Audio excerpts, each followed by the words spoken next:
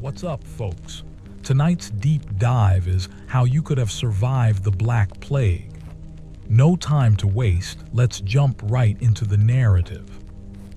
The year is 1347, and you hear whispers in the marketplace about ships arriving from the east carrying more than just silk and spices. There's talk of a terrible sickness, something that turns men black as coal and kills them within days. You don't know it yet, but you're about to face the greatest pandemic in human history, and your survival will depend on choices you make right now, before the first rat steps off those merchant vessels. If you could have lived through the Black Death, your first advantage would have been knowledge that no one in the 14th century possessed. You would have understood that this plague traveled not through bad air or divine punishment, as people believed then, but through tiny passengers hiding in the fur of rats and the bellies of fleas. This knowledge alone could have saved your life, because while your neighbors were burning aromatic herbs to ward off miasma, you would have been taking practical steps to create barriers between yourself and the real carriers of death. The plague arrived in Europe through trade routes, carried by merchant ships that docked in ports like Genoa, Venice, and Marseille. If you had been living in one of these coastal cities, your survival would have depended on recognizing the signs early and acting swiftly.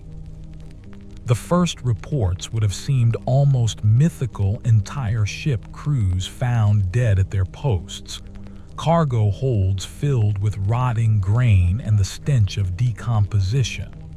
But you would have known that where there were dead sailors, there were probably live rats, and where there were rats fleeing a ship, there was plague. Your first move would have been to leave the city immediately. Not in panic, not in a great rush that would draw attention, but quietly and systematically. You would have gathered your most essential possessions, enough food for several weeks, and departed for the countryside before the general population even understood what was happening. This early departure would have been crucial, because once the plague took hold in urban areas, leaving became nearly impossible. Roads would be blocked by the sick and dying, authorities would impose quarantines, and the very act of travel would become a journey through a landscape of death. But let's say you couldn't leave, or you chose to stay. Perhaps you had family members too sick to travel, or business interests you couldn't abandon. Your survival would then have depended on creating a fortress against the invisible enemy.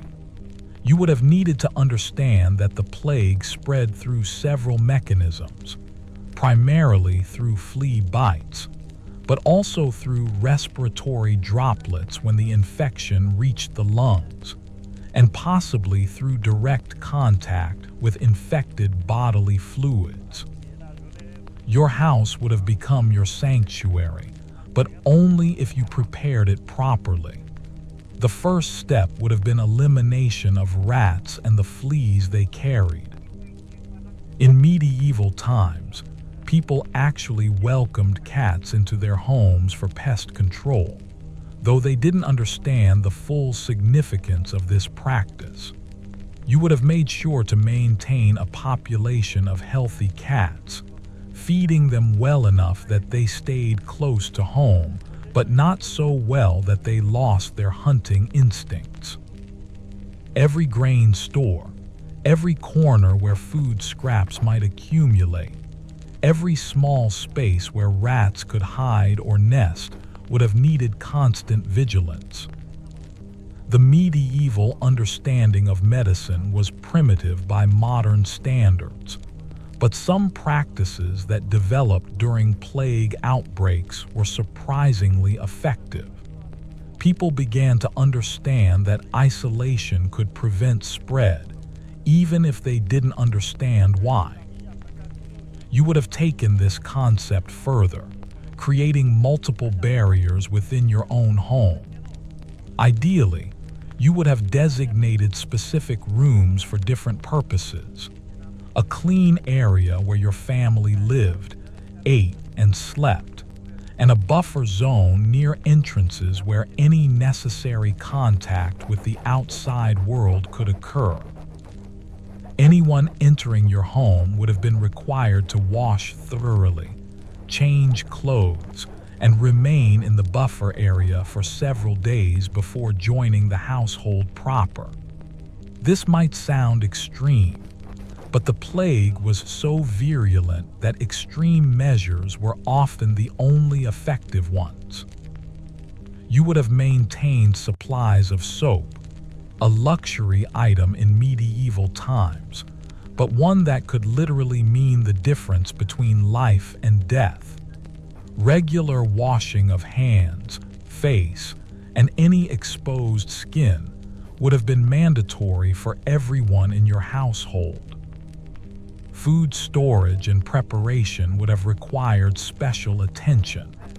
The plague often disrupted normal supply chains, but even when food was available, it might have been contaminated.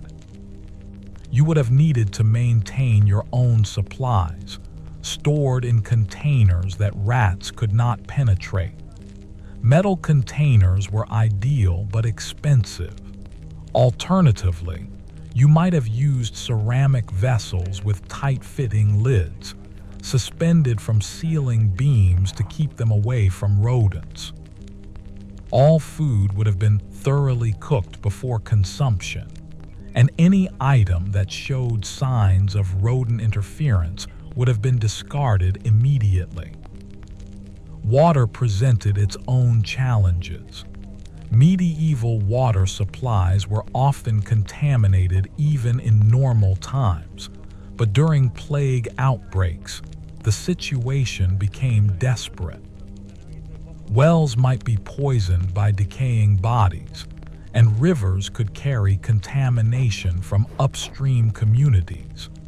You would have needed to maintain your own water supply, collected from the cleanest available sources and stored in covered containers. Boiling water before drinking would have been essential, even though people of the time didn't understand the scientific rationale for this practice. The psychological challenges of plague survival would have been immense. Imagine living in a world where death was so common that bodies lay unburied in the streets, where entire families disappeared overnight, where the very air seemed poisoned with fear and desperation. Your mental survival would have depended on maintaining routines, finding purpose beyond mere existence, and somehow preserving hope in the face of overwhelming despair. Communication with the outside world would have been severely limited, but not impossible. You might have arranged signals with trusted neighbors, perhaps colored cloth hung from windows to indicate the health status of households.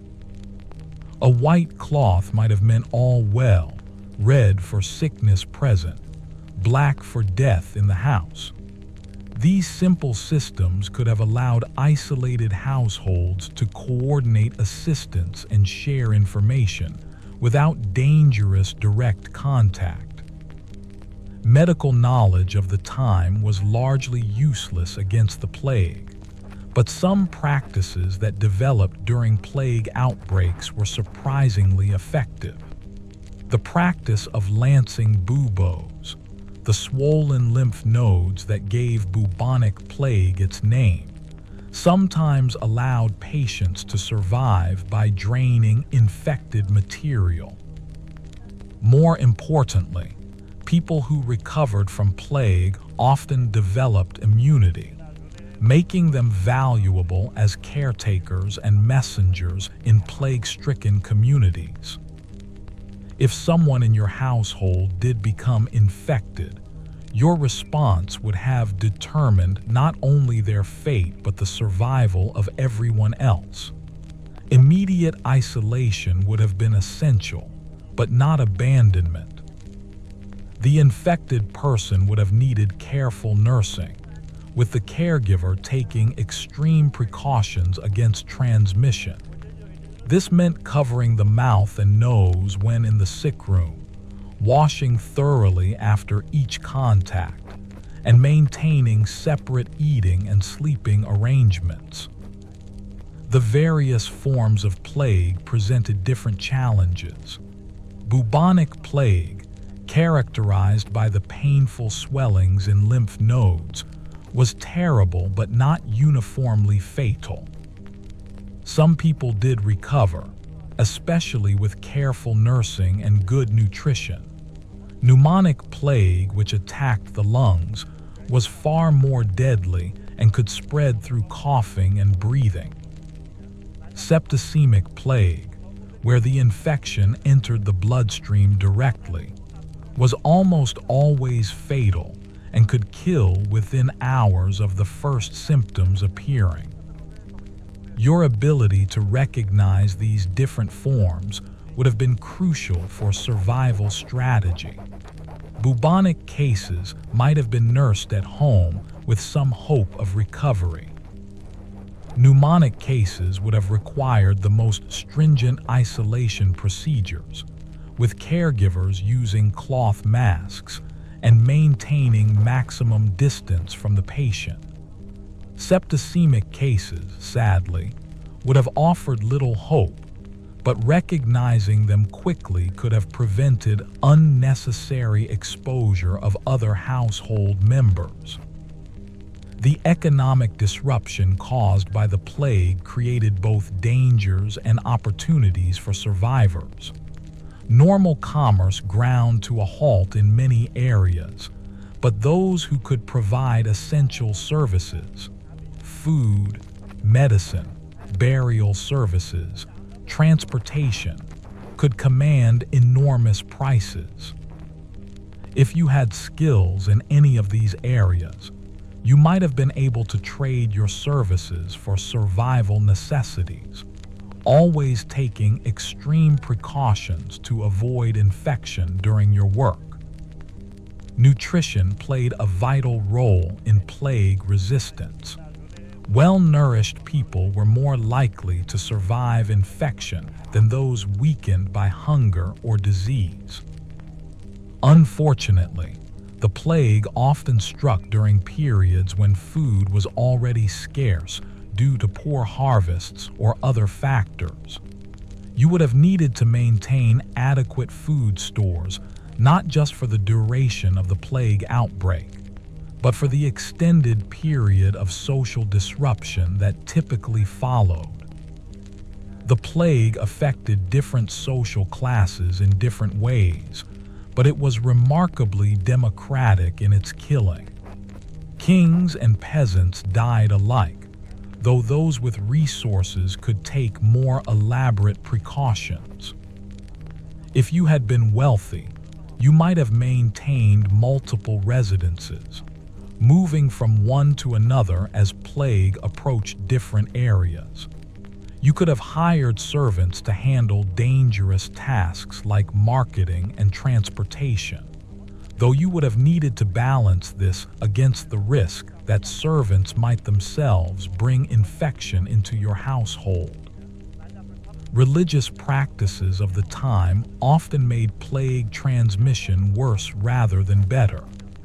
Large gatherings for prayer, pilgrimages to holy sites, and the handling of religious relics all created opportunities for the disease to spread. If you had been devoutly religious, your survival might have depended on finding ways to maintain your faith while avoiding dangerous communal practices. Private prayer, personal devotions, and small family religious observances would have been much safer than participating in large religious gatherings. The seasonal patterns of plague outbreaks provided some guidance for survival strategies. The disease typically peaked during warmer months when flea populations were largest and most active, then declined during cold weather. This meant that if you could survive through a summer outbreak, you might have several months of relative safety during winter to recover, resupply, and prepare for possible recurrence the following year. Trade networks that had spread the plague initially could also be sources of information about its progress. Merchants who traveled regularly between cities often had the most current information about where the plague was active and where it seemed to be declining. Building relationships with such people, while maintaining appropriate precautions, could have provided vital intelligence for survival planning. The collapse of normal social order during severe plague outbreaks created additional dangers beyond the disease itself. Law enforcement often broke down as officials died or fled their posts. This could lead to looting, violence, and general lawlessness that posed threats to survivors. You would have needed to balance the desire for isolation against the need for mutual protection, perhaps forming small alliances with trusted neighbors who shared your commitment to survival. Children presented special challenges during plague outbreaks. They were often more susceptible to the disease than adults, and their behavior was harder to control. Keeping children away from contaminated areas, preventing them from playing with items that might harbor fleas, and maintaining their nutrition during periods of scarcity would have required constant vigilance. At the same time, children who survived plague often developed strong immunity that served them well if the disease returned in later years. The practice of quarantine, though imperfectly understood, was one of the most effective weapons against plague spread. Communities that successfully implemented quarantine measures, isolating ships before allowing them to dock, preventing travel from infected areas, and maintaining separation between healthy and sick populations, had much better survival rates than those that did not. If you had been in a position of authority, advocating for and implementing such measures could have saved not only your own life, but the lives of many others. Personal hygiene, while not understood in terms of germ theory, was still crucial for plague survival.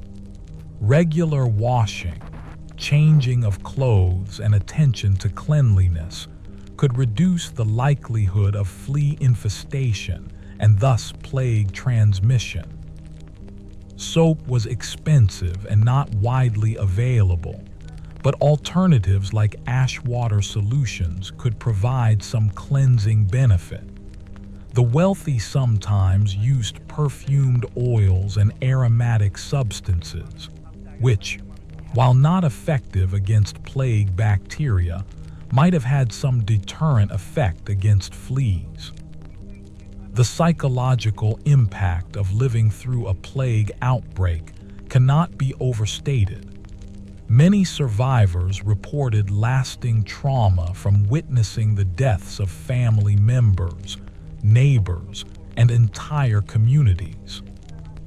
Some people responded with religious fervor, others with desperate hedonism, still others with profound depression and despair. Your mental survival would have required finding meaning and purpose, even in the midst of widespread death and social collapse. Communication systems often broke down during plague outbreaks as messengers died or refused to travel between infected areas. This meant that communities could become isolated for months at a time, not knowing whether the outside world still existed or whether they were the last survivors of human civilization. Maintaining hope and rational decision-making under such circumstances would have required extraordinary mental resilience. The medical treatments available during the plague era were largely ineffective and sometimes actively harmful. Bloodletting, the most common medical intervention, probably weakened patients and made them more susceptible to death from plague. However, some treatments that seemed irrational actually had merit. The use of certain herbs and aromatics, while not effective against plague bacteria, might have had some effect in repelling fleas or providing comfort to patients. Diet and lifestyle factors that might seem unrelated to plague were actually quite important for survival. People who maintained active lifestyles, ate varied diets when available, and avoided excessive alcohol consumption were generally more resistant to infection. Conversely, those weakened by malnutrition, chronic illness, or other factors were much more likely to die if exposed to plague bacteria. The timing of plague outbreaks often coincided with other disasters, famines, wars, floods, or other catastrophes that weakened populations and made them more susceptible to disease.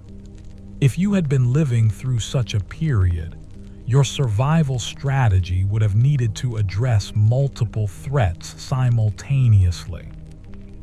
This might have meant stockpiling not just food and medicine, but also tools for self-defense, materials for shelter repair, and resources for long-term survival in a disrupted world. Travel during plague times was extremely dangerous, but sometimes necessary. If you had been forced to travel, your survival would have depended on careful planning and execution. Routes through sparsely populated areas were generally safer than main roads through cities and towns. Camping in the open was preferable to staying in inns or other buildings where previous travelers might have left contamination. Carrying your own food and water eliminated the need to rely on potentially infected supplies from local sources. The role of animals in plague transmission was not understood at the time, but some people did notice connections between sick or dead animals and subsequent human illness. If you had been observant enough to recognize these patterns, you might have used animal health as an early warning system for plague presence in your area. Dead rats were actually one of the most reliable signs that plague was present, though people of the time didn't understand why. Clothing and personal possessions could harbor fleas and thus serve as vectors for plague transmission.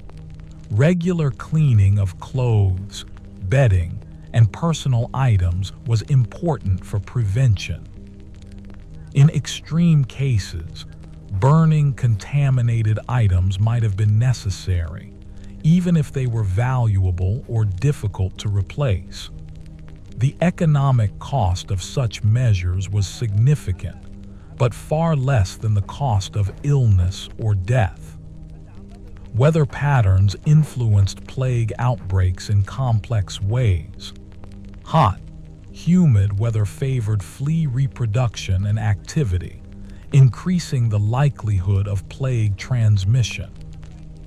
Cold weather could kill fleas, but also forced people indoors into closer contact, potentially facilitating the spread of pneumonic plague.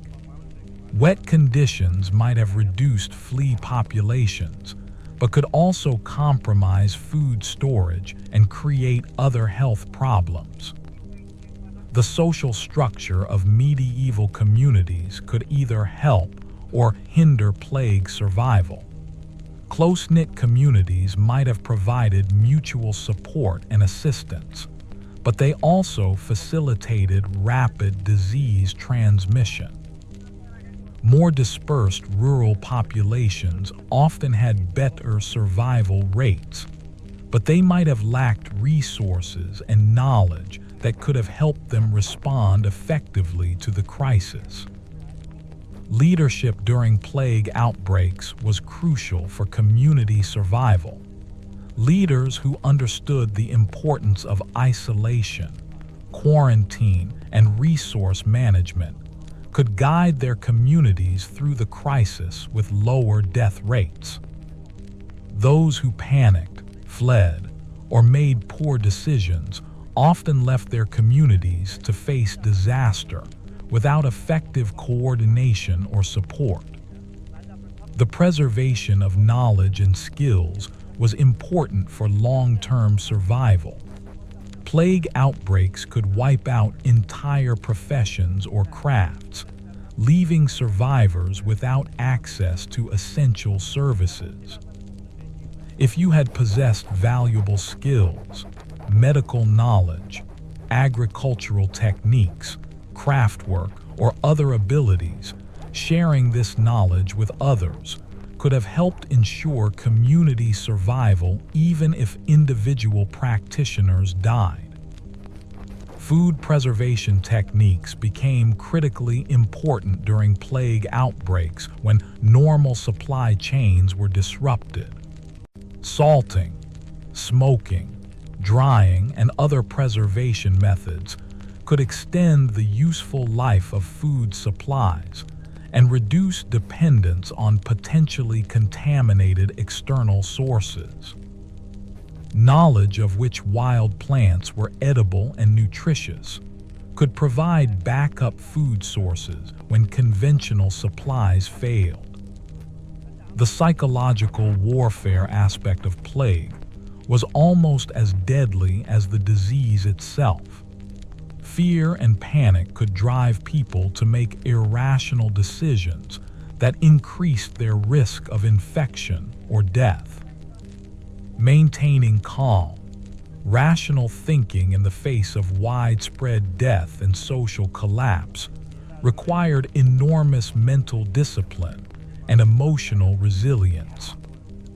Military conflicts during plague periods created additional layers of danger.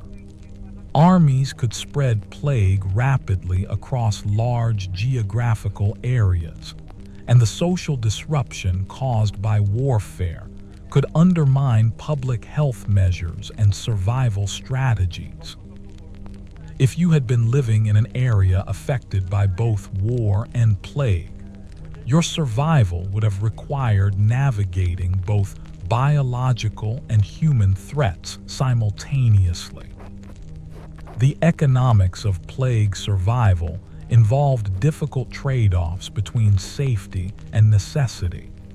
Maintaining complete isolation might have been safest from a disease perspective, but it could lead to starvation or other problems if carried too far. Finding the right balance between necessary risks and prudent precautions required careful judgment and often a bit of luck.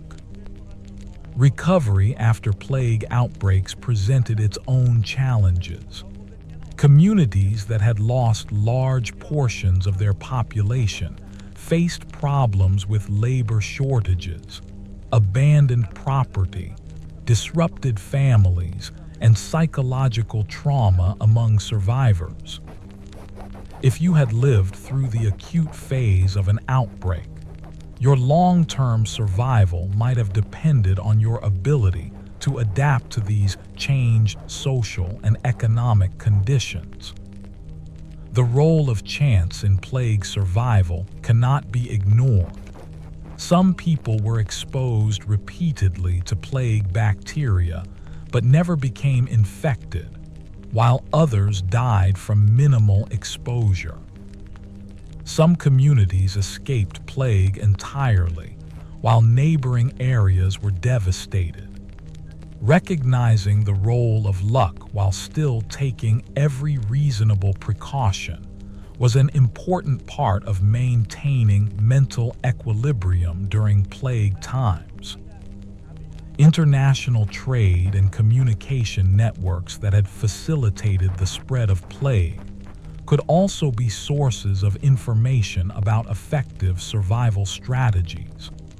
Reports from areas that had already experienced outbreaks could provide valuable intelligence about what worked and what didn't in terms of prevention and treatment.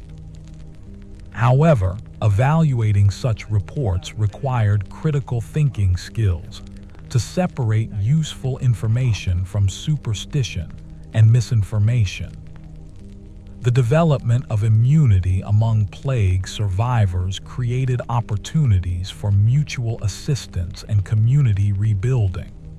People who had recovered from plague could often work safely in infected areas, serving as messengers, caregivers, and essential service providers. If you had survived an infection, this immunity could become a valuable resource, not only for your own continued survival, but for helping others in your community. Seasonal migration patterns, similar to those used by wealthy people to avoid various diseases, could have been an effective plague survival strategy if properly planned and executed. Moving between different locations based on plague activity patterns could have allowed you to stay ahead of outbreaks while maintaining access to necessary resources and social connections. The preservation of cultural and intellectual knowledge during plague outbreaks was important for long-term human survival. Libraries, schools, and other repositories of knowledge were often abandoned or destroyed during plague periods.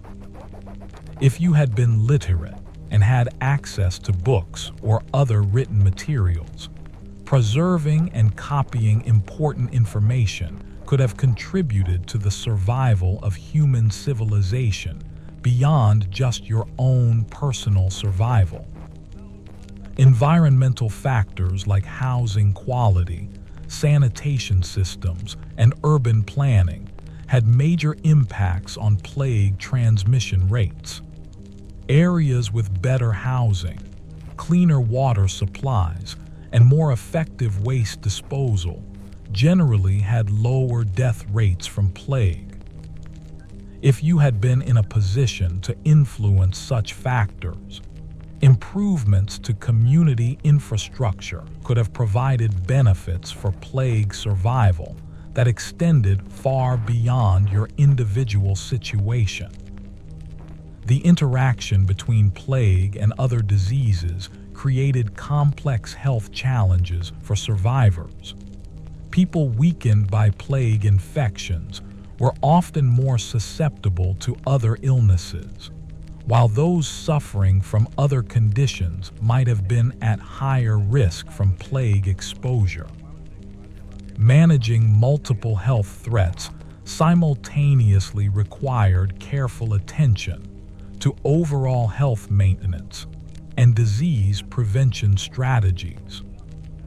Medical knowledge preservation during plague outbreaks was crucial for long-term survival.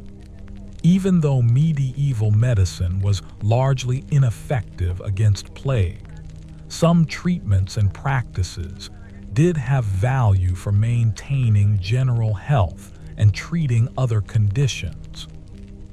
If medical practitioners in your community died from plague, Preserving their knowledge and training others to carry on their work could have been essential for community survival. The role of women in plague survival was often underappreciated but critically important.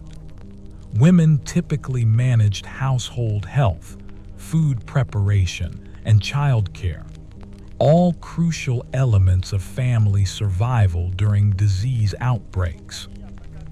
Women who understood disease prevention principles and could implement them effectively within their households often made the difference between family survival and death. Agricultural knowledge and food production capabilities were fundamental to survival during extended plague periods. Disruption of normal food supply chains meant that communities needed to be more self-sufficient in food production. Knowledge of farming techniques, seed storage, animal husbandry, and food preservation could mean the difference between surviving an outbreak and starving in its aftermath. The impact of plague on different age groups created specific survival challenges. Children and elderly people were generally more susceptible to infection and death, while young adults had better survival rates. Families needed to allocate resources and protection efforts based on these realities, while still maintaining care for vulnerable members. Social cooperation versus individual survival created ongoing tensions during plague outbreaks. Complete isolation might have been safest for individual families, but some level of community cooperation was often necessary for obtaining food, information, and mutual protection. Finding the right balance between self-protection and community engagement required careful judgment and often difficult decisions. Transportation and communication systems that broke down during plague outbreaks left communities isolated and vulnerable. If you had been able to maintain some form of communication with the outside world, perhaps through careful use of messengers or signal systems, this could have provided crucial information about plague patterns, resource availability, and recovery efforts in other areas. The psychological impact of mass death on plague survivors included not only grief and trauma, but also practical problems like the breakdown of normal social roles and expectations. People who had never expected to be community leaders might have found themselves in charge of survival efforts. Those accustomed to being cared for might have needed to become caregivers. Adapting to these changed circumstances was often essential for survival. Religious and cultural practices needed to be adapted for plague survival, without completely abandoning the social cohesion and meaning they provided. Communities that found ways to maintain important cultural traditions while modifying dangerous practices often had better survival rates than those that either ignored practical precautions or completely abandoned their cultural identity. Long-term planning during plague outbreaks had to balance immediate survival needs against preparation for post-plague recovery.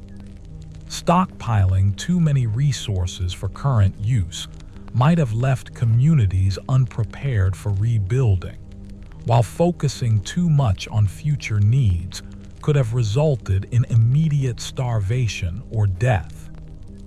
Successful survival required thinking simultaneously about short-term and long-term needs. The preservation of essential services during plague outbreaks required conscious effort and planning. Someone needed to maintain water supplies, dispose of waste, care for animals, preserve food, and perform other critical functions even when normal service providers died or fled. Communities that successfully maintained these services had much better survival rates than those that allowed essential infrastructure to collapse. Education and knowledge transfer became critically important during plague periods when death could quickly eliminate entire generations of skilled practitioners. Teaching essential skills to multiple people, documenting important processes, and ensuring that critical knowledge wasn't dependent on single individuals could help communities survive the loss of key personnel during outbreaks. The role of trade and economic exchange in plague survival was complex and contradictory. Trade networks could spread disease, but they were also sources of essential supplies, information, and resources. Successfully navigating this contradiction required careful risk assessment and the development of safer methods for obtaining necessary goods and services from external sources. Mental health maintenance during plague outbreaks required conscious effort and planning.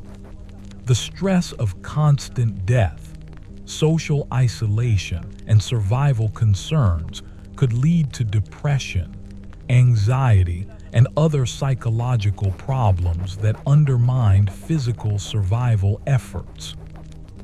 Maintaining routines, finding sources of meaning and purpose, and preserving hope for the future were all important elements of comprehensive survival strategy. The timing of survival decisions was often crucial for their effectiveness. Leaving a city too early might have meant unnecessary hardship and loss of resources, while leaving too late could have meant traveling through areas where plague was already established. Similarly, implementing quarantine measures, stockpiling supplies, and other survival strategies required careful timing to be most effective. Community resource management during plague outbreaks required balancing individual family needs against collective survival requirements.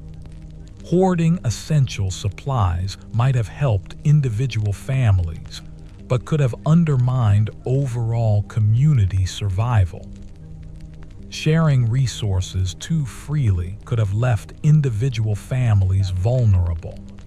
Finding the right balance required leadership, communication, and shared commitment to mutual survival.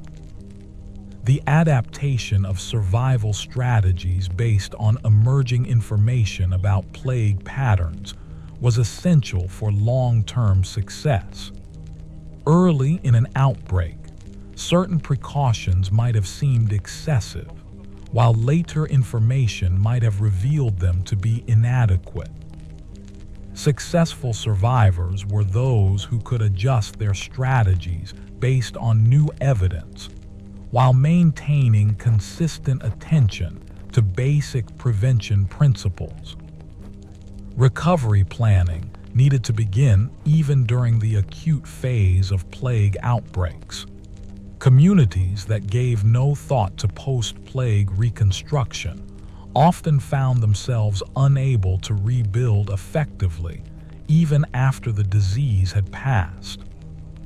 Planning for agricultural resumption, population replacement, infrastructure repair, and social reorganization could help ensure that short-term survival efforts led to long-term community viability. The integration of traditional knowledge with new information about plague prevention created opportunities for more effective survival strategies. While much traditional medicine was ineffective against plague, some practices like the use of certain herbs as flea repellents or the maintenance of clean living spaces did have value. Combining the best of traditional practices with new understanding about disease transmission could provide comprehensive approaches to survival. International cooperation and information sharing, while limited by medieval communication systems, could have provided valuable assistance for plague survival efforts. Communities that maintained contacts with distant areas could learn about successful survival strategies, track the movement of plague outbreaks, and coordinate resource sharing in ways that benefited all participants. The role of leadership succession during plague outbreaks was crucial for maintaining effective community response.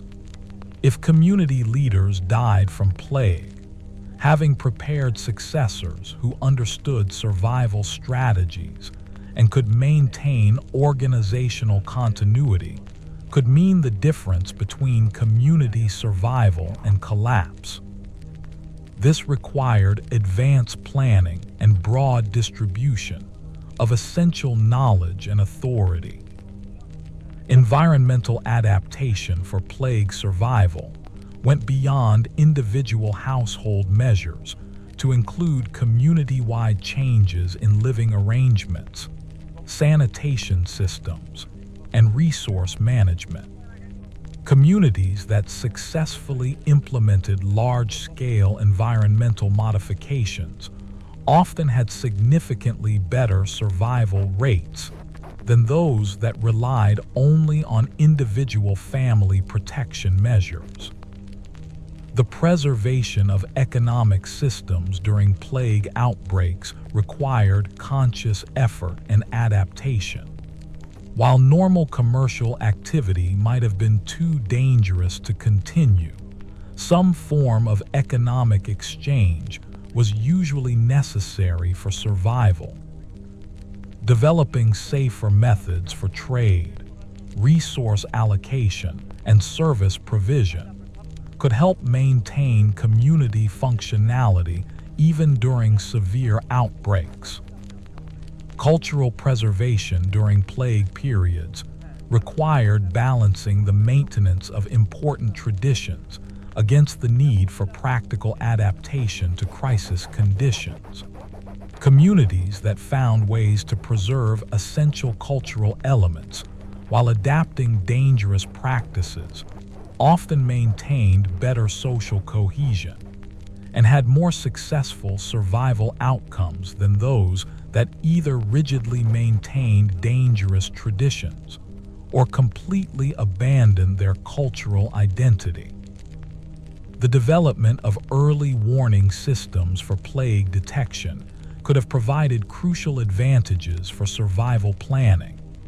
Networks of observers who could recognize plague symptoms, track animal die-offs, or monitor trade route conditions could have given communities advance notice of approaching outbreaks, allowing time for preparation and defensive measures. Resource diversification for plague survival meant developing multiple sources for essential supplies rather than relying on single suppliers or supply chains.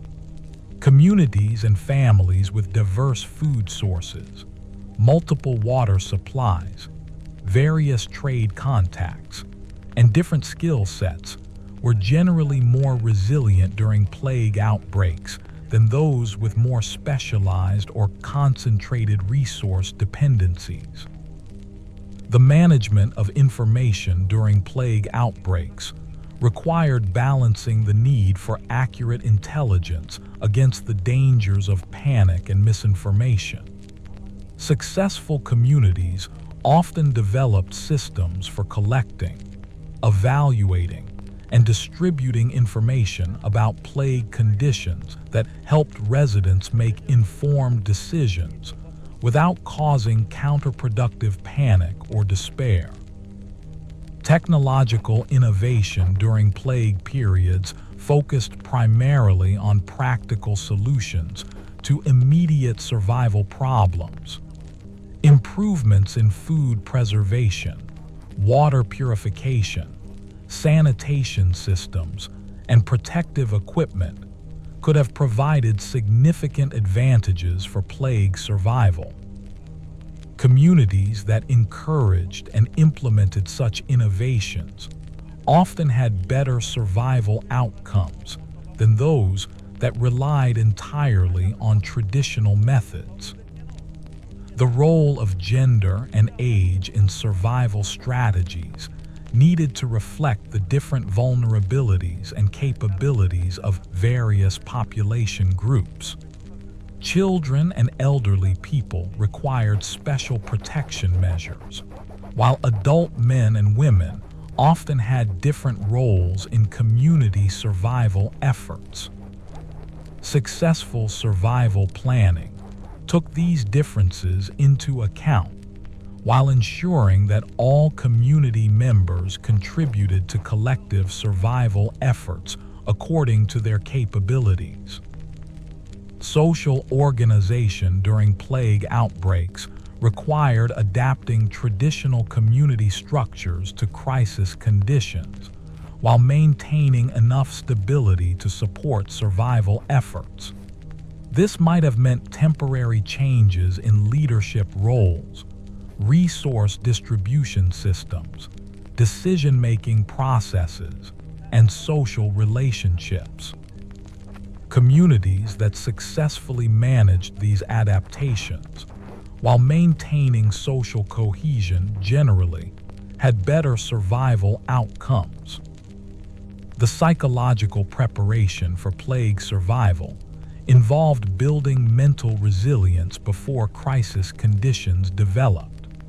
People who had developed coping strategies for stress, maintained strong social relationships, and cultivated sources of meaning and purpose were generally better equipped to handle the psychological challenges of plague survival than those who entered crisis periods without such preparation.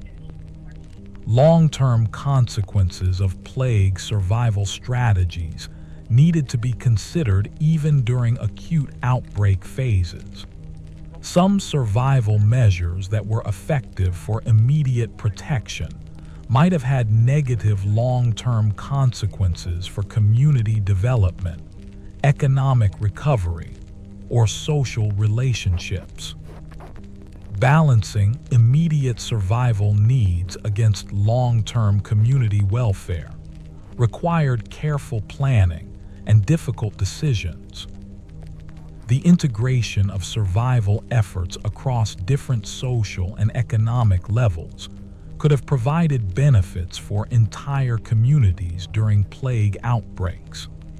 While wealthy residents might have had better individual resources for protection, their survival could also have depended on maintaining the health and functionality of broader community systems supported by less wealthy residents. Successful plague survival often required cooperation across social boundaries that might have seemed insurmountable during normal times. The adaptation of religious and spiritual practices during plague times required finding ways to maintain faith and community, while avoiding the dangerous congregation practices that could spread disease rapidly through populations. Many religious leaders of the time struggled with this balance, torn between their duty to provide spiritual comfort during humanity's darkest hours and the growing recognition that large gatherings were somehow connected to increased death rates. If you had been a person of faith during the plague years, your survival might have depended on developing personal spiritual practices that didn't require exposure to potentially infected communities. Private prayer, meditation, and individual religious observance became not just matters of personal preference, but potentially life-saving practices. Families that maintained small household religious services, rather than attending large church gatherings, often had better survival rates. This wasn't understood in terms of disease transmission at the time, but some communities did notice that families who isolated themselves, even for religious reasons, seemed to fare better than those who continued participating in large communal activities. The economic disruption caused by plague created both immediate survival challenges and longer-term opportunities for those who could navigate the crisis successfully. Traditional trade relationships collapsed as merchants died or refused to travel through infected areas. Craft guilds lost members faster than they could train replacements. Agricultural systems broke down as farmers died and fields went unharvested.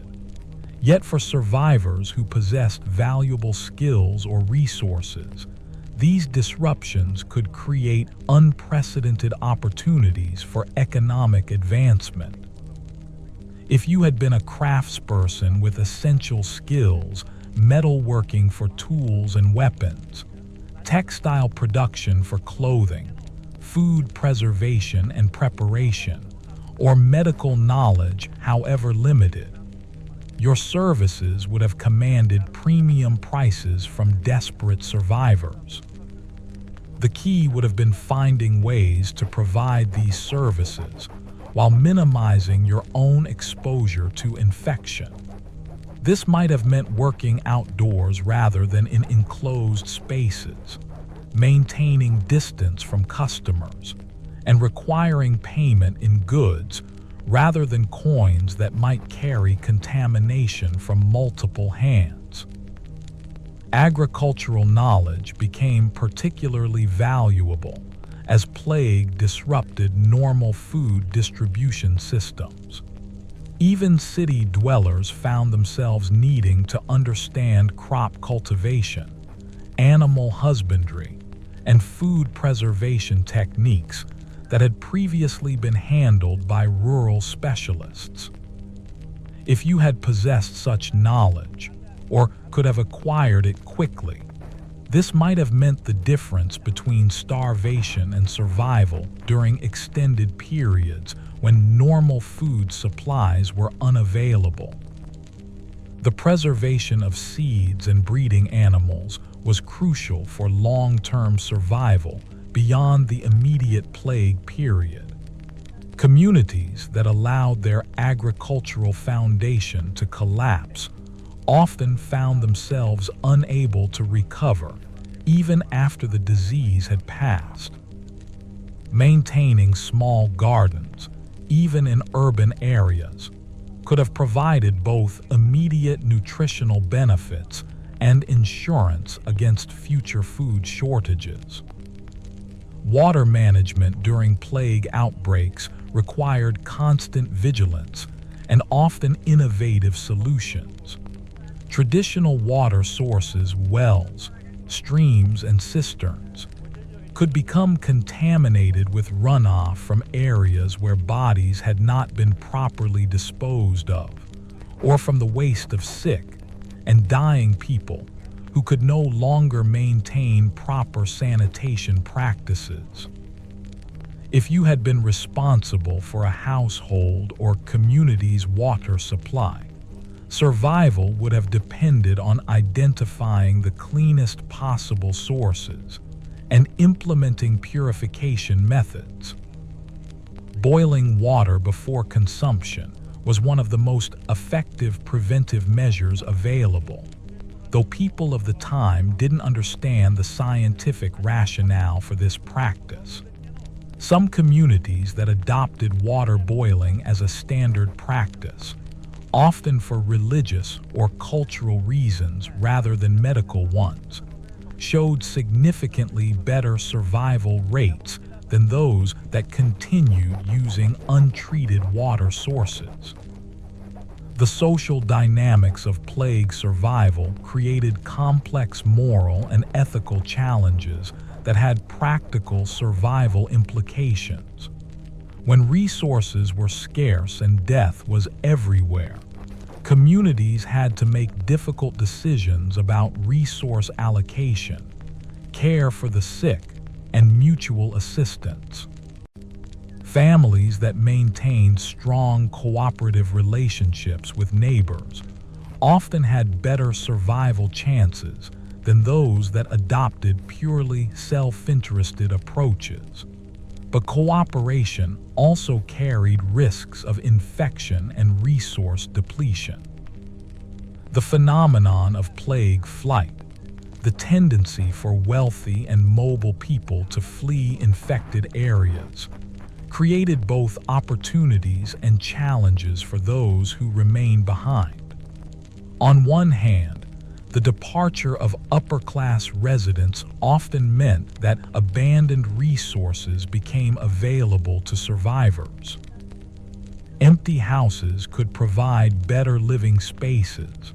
Abandoned food stores could supplement survival supplies, and vacant positions in essential services could provide economic opportunities for survivors with appropriate skills. However, the departure of community leaders, skilled professionals, and resource holders also meant that communities lost much of their organizational capacity and technical expertise. If you had been among those who remained, your survival might have depended on your ability to step into leadership roles and coordinate community survival efforts despite having no previous experience in such positions. The care of children during plague outbreaks presented particularly heart-wrenching challenges. Children were often more susceptible to plague infection than adults, but they also represented the future of any community that hoped to survive beyond the immediate crisis.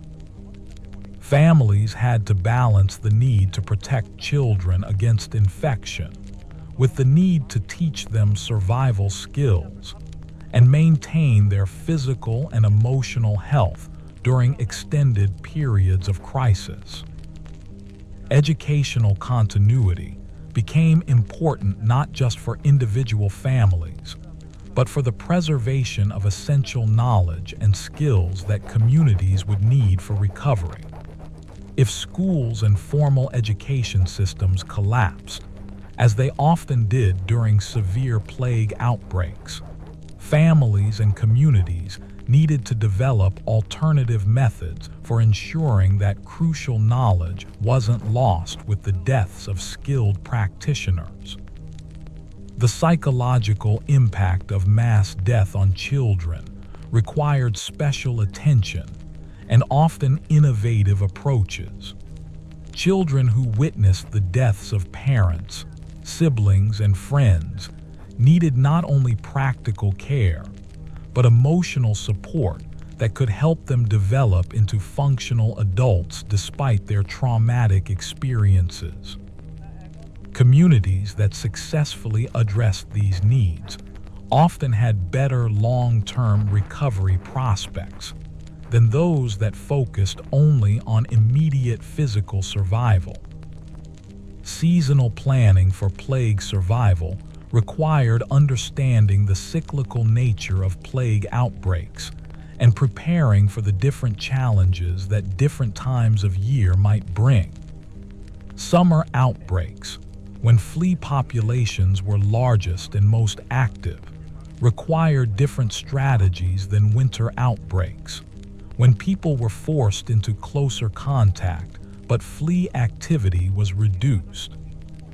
Spring represented opportunities for agricultural planning and resource renewal, while autumn was the time for harvest and preparation for winter scarcity. The timing of survival decisions needed to account for these seasonal patterns. Leaving an infected city might have been most practical during certain seasons when travel was easier and alternative shelter options were available. Stockpiling resources needed to account for seasonal variations in availability and storage requirements. Agricultural planning had to balance the need for food production against the risks of working in potentially infected areas. Weather patterns had complex interactions with plague transmission that survivors could learn to recognize and use for planning purposes. Extended periods of hot, humid weather often correlated with increased plague activity, while cold snaps could provide temporary respites from transmission. Drought conditions might have reduced some disease vectors, but created other survival challenges through water scarcity and crop failures. The development of early warning systems for plague outbreaks relied heavily on careful observation of environmental and social indicators. Unusual patterns of animal deaths, particularly among rats and other rodents, often preceded human plague outbreaks by days or weeks. Changes in trade patterns, messenger services, and communications from neighboring areas could provide advance notice of approaching plague waves. If you had been alert to these warning signs, you might have gained crucial time for preparation and protection measures before plague became established in your immediate area. This might have meant the difference between having time to implement effective protective measures and being caught unprepared by a rapidly spreading outbreak. Communication systems that could function during plague conditions were essential for coordinating survival efforts and maintaining connections between isolated communities. Traditional messenger services often broke down as messengers died or refused to travel through infected areas, but communities that developed alternative communication methods, signal fires, message posting systems, or careful use of immune individuals as messengers, often had significant advantages in terms of resource coordination and information sharing. The preservation of essential records and information during plague outbreaks required conscious effort and planning. Legal documents, property records, skilled knowledge, and community information could be lost forever if not properly preserved when their keepers died from plague. Communities that made efforts to duplicate important records and distribute essential knowledge among multiple people were better prepared for post-plague recovery. Medical knowledge preservation was particularly important given the limited understanding of disease treatment available at the time. While much medieval medicine was ineffective against plague, some treatments and practices did have value for maintaining general health and treating other conditions that could become serious during plague periods. Preserving and sharing whatever medical knowledge was available could have made significant differences in survival rates. The role of trade networks in both spreading and combating plague created complex challenges for survival planning. The same merchant routes that brought plague to new areas also carried information about plague conditions, survival strategies, and resource availability between communities.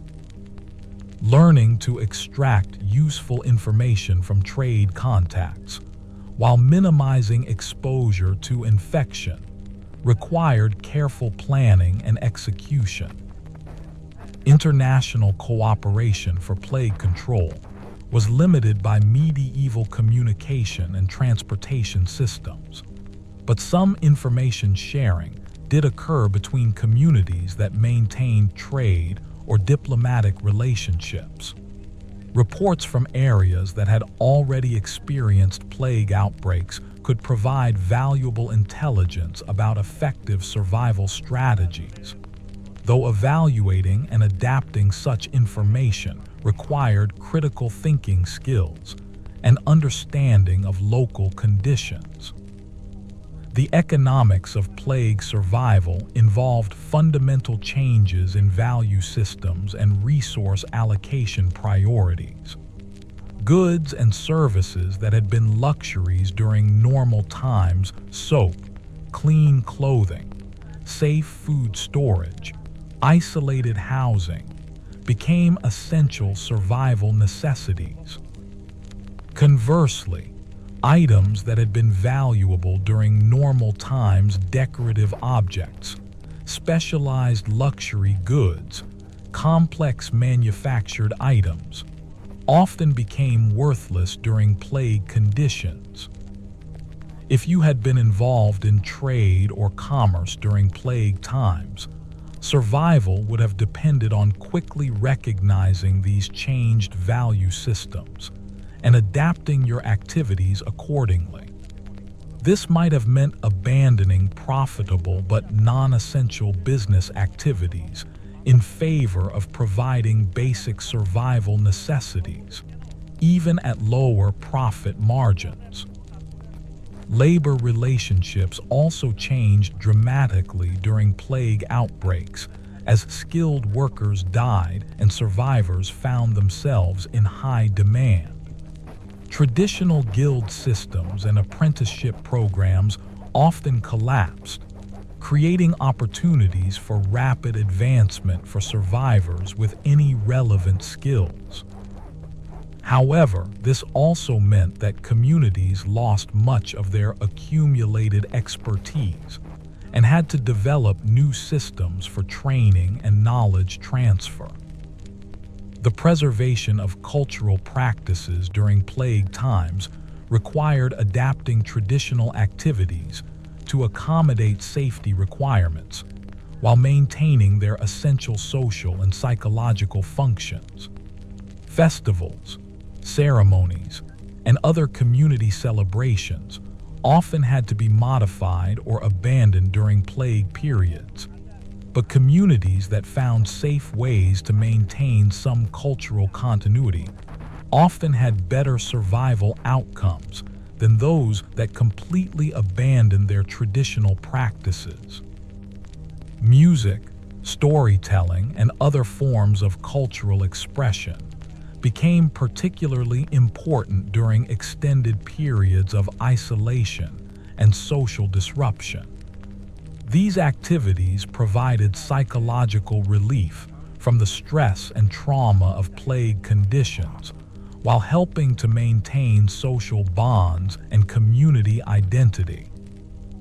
If you had possessed skills in these areas, they could have contributed not only to community morale, but to your own psychological survival during the darkest periods of the plague. The management of grief and trauma during plague conditions required both individual coping strategies and community support systems. The sheer scale of death during major plague outbreaks could overwhelm normal mourning practices and leave survivors struggling with complicated grief and psychological trauma. Communities that developed effective support systems for grieving survivors often had better long-term recovery prospects than those that left individuals to cope with loss alone. Religious and philosophical frameworks for understanding suffering and death became crucial resources for psychological survival during plague times, Whether through traditional religious beliefs, philosophical reflection, or the development of new meaning-making systems, survivors needed ways to make sense of the massive suffering they witnessed, while maintaining enough hope and purpose to continue survival efforts. The role of leadership during plague crises extended beyond immediate survival coordination to include maintaining community morale, coordinating resource distribution, making difficult decisions about resource allocation, and planning for post-plague recovery. Communities that maintained effective leadership throughout plague outbreaks generally had better survival rates and recovery prospects than those where leadership collapsed or became ineffective. If you had found yourself in a leadership position during a plague outbreak, your survival and that of your community would have depended on your ability to balance competing demands and make difficult decisions under extreme pressure. This might have included decisions about resource allocation, quarantine measures, care for the sick, disposal of the dead, and countless other practical and ethical challenges. The development of new social institutions adapted to plague conditions often became necessary when traditional systems proved inadequate for crisis management. This might have included new forms of governance, resource distribution systems, care networks for orphan children, or support systems for plague survivors. Communities that successfully developed such institutions often had better survival outcomes than those that tried to maintain traditional systems under crisis conditions. The integration of survival efforts across different communities could provide mutual benefits during widespread plague outbreaks. Isolated communities that maintained careful contact with neighbors could share resources, information, and assistance in ways that improved survival prospects for all participants. However, such cooperation required careful protocols to prevent disease transmission while maintaining beneficial relationships. Regional coordination of plague response measures could provide benefits that extended beyond individual community survival efforts. Areas that successfully coordinated quarantine measures, resource sharing, and information distribution often had better overall survival rates than where each community struggled in isolation. If you had been in a position to facilitate such coordination, this could have contributed to survival efforts on a much larger scale than individual or community measures alone. The long-term consequences of plague survival strategies needed careful consideration, even during acute crisis phases. Some measures that were effective for immediate survival might have created problems for long-term recovery and community development. Balancing immediate survival needs against future community welfare required difficult decisions and often represented tragic choices between competing values and priorities. Population replacement strategies became important for communities that lost large portions of their residents to plague. This might have involved encouraging immigration from less affected areas, providing incentives for survivors to have larger families, or merging with other communities that had also suffered population losses. Planning for such demographic recovery often needed to begin even before the acute phase of plague outbreaks had ended. The preservation of essential services during plague outbreaks required conscious planning and often the development of alternative service delivery methods. Traditional systems for food distribution, waste management, law enforcement, and other essential services often collapsed during severe outbreaks. But communities that developed alternative systems often maintained better living conditions and had higher survival rates. Infrastructure maintenance during plague periods presented challenges that went beyond immediate survival needs. Roads, bridges, water systems, and other infrastructure required ongoing maintenance to remain functional. But the personnel normally responsible for such work might have died or been unavailable during plague outbreaks. Communities that found ways to maintain essential infrastructure often had better survival prospects and faster recovery times. The role of innovation and adaptation in plague survival cannot be overstated.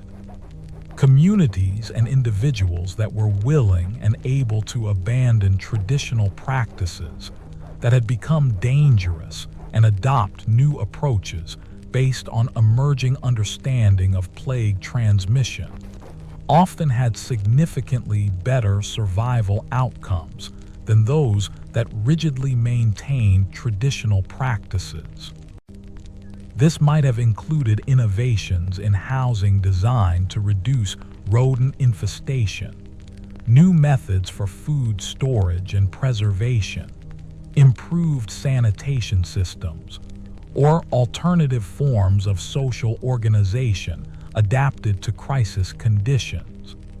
The willingness to experiment with new approaches while maintaining careful observation of their effectiveness was often crucial for survival success.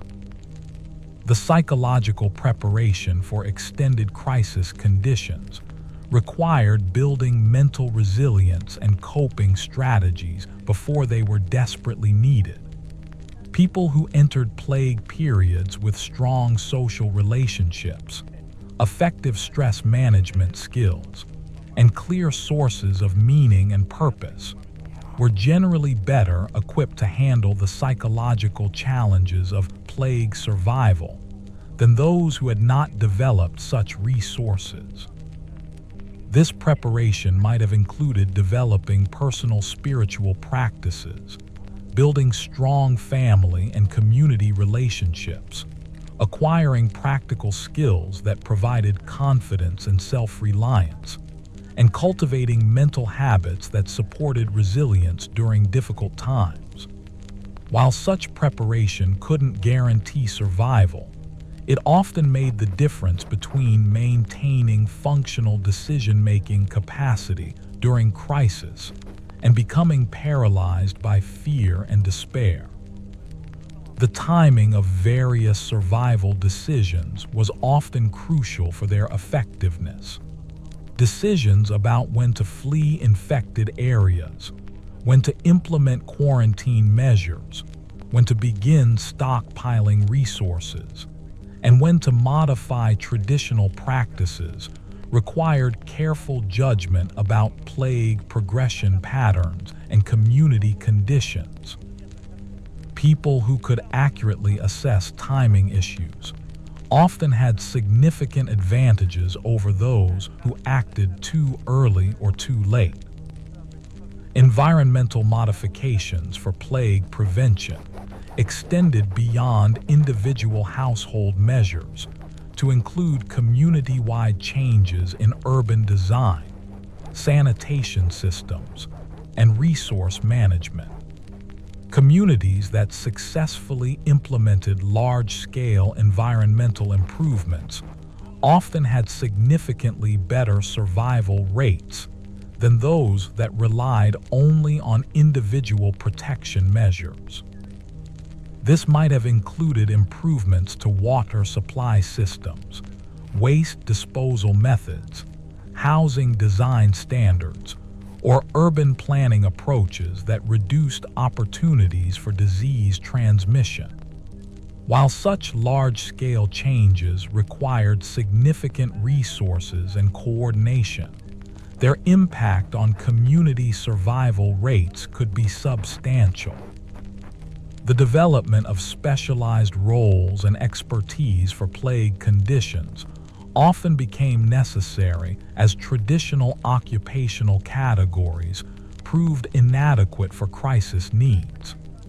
New types of specialists might have emerged, people with expertise in quarantine management, disease recognition, safe food handling, or community crisis coordination. Communities that successfully developed such specialized expertise often had better survival outcomes than those that tried to handle plague challenges with traditional occupational structures. The management of scarce resources during plague conditions required developing new systems for allocation and distribution that balanced individual needs against community welfare. Traditional market systems often broke down during severe plague outbreaks, but communities that developed alternative resource distribution systems often maintained better living conditions and had higher survival rates. This might have included rationing systems, cooperative resource sharing arrangements, or specialized distribution networks for essential goods. The key was finding systems that ensured fair distribution while providing incentives for continued resource production and acquisition. The role of gender and age differences in plague survival required recognition and adaptation of survival strategies to account for different vulnerabilities and capabilities. Women often had primary responsibility for household health management and food preparation, making their knowledge and skills crucial for family survival. Men might have had greater mobility and access to external resources.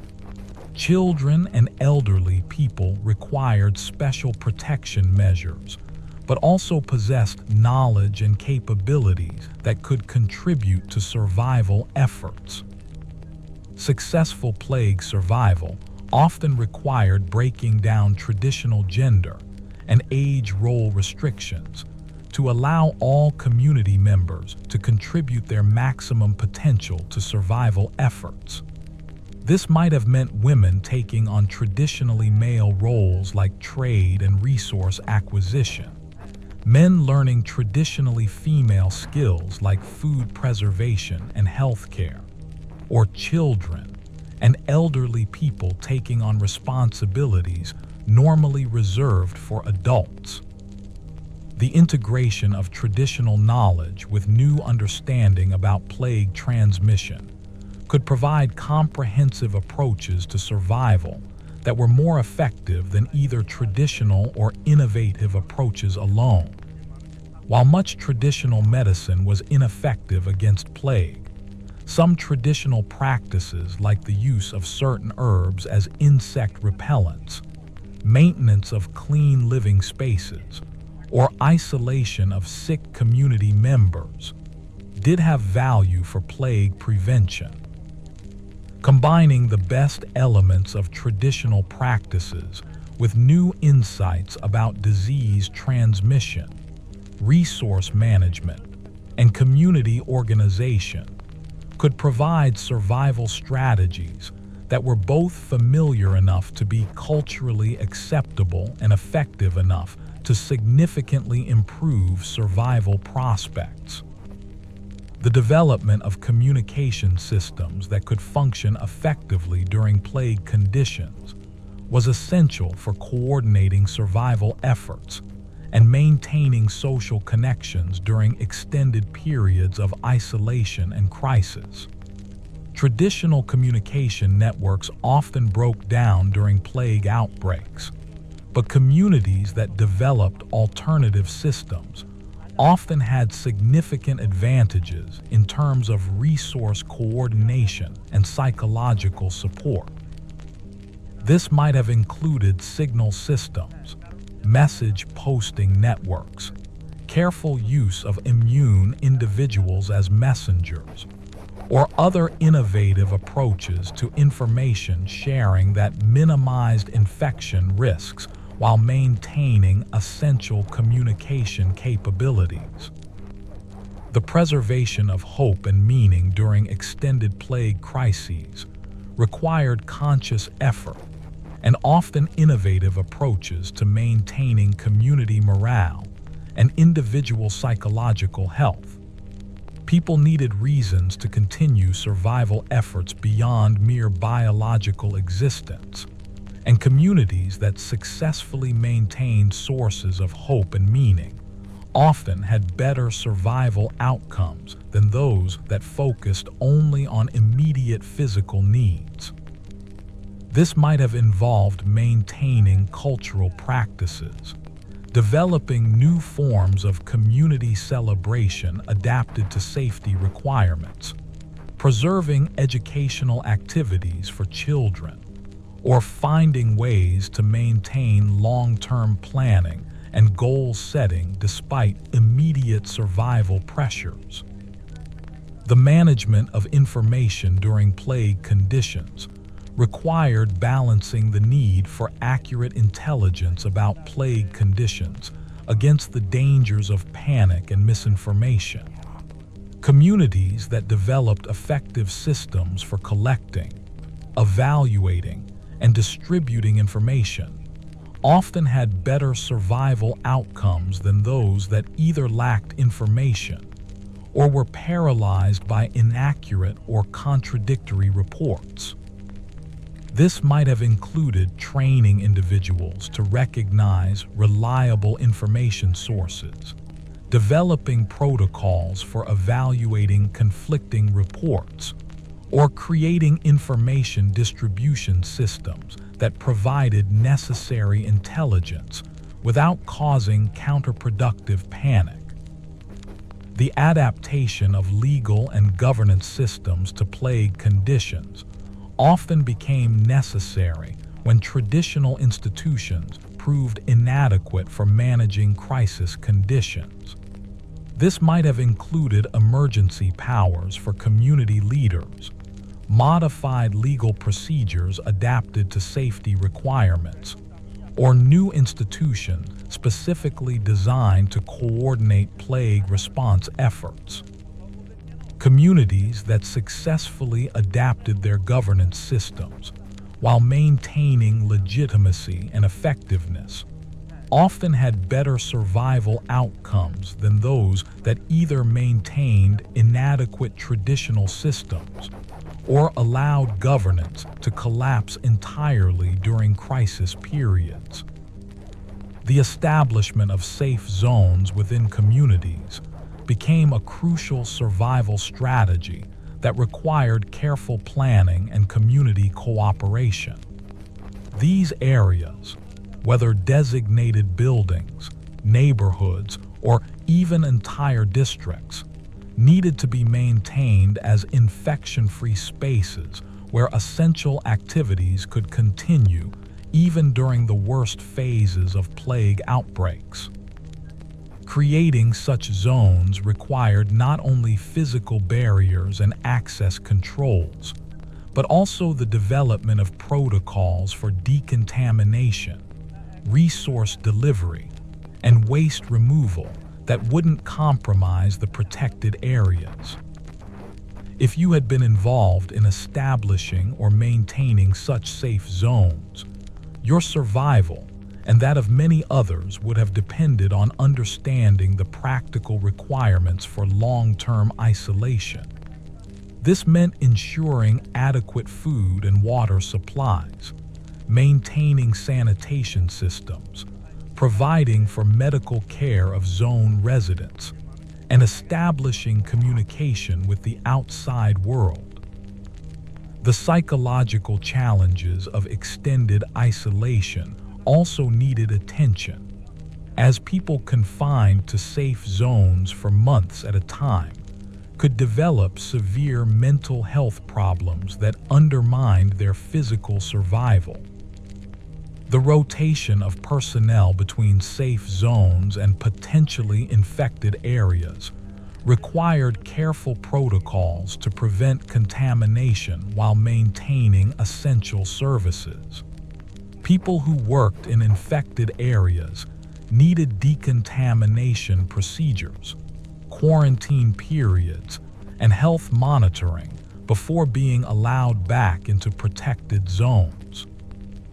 This might have included bathing with soap and hot water, changing into clean clothes, and remaining in isolation for several days to ensure they weren't carrying infection.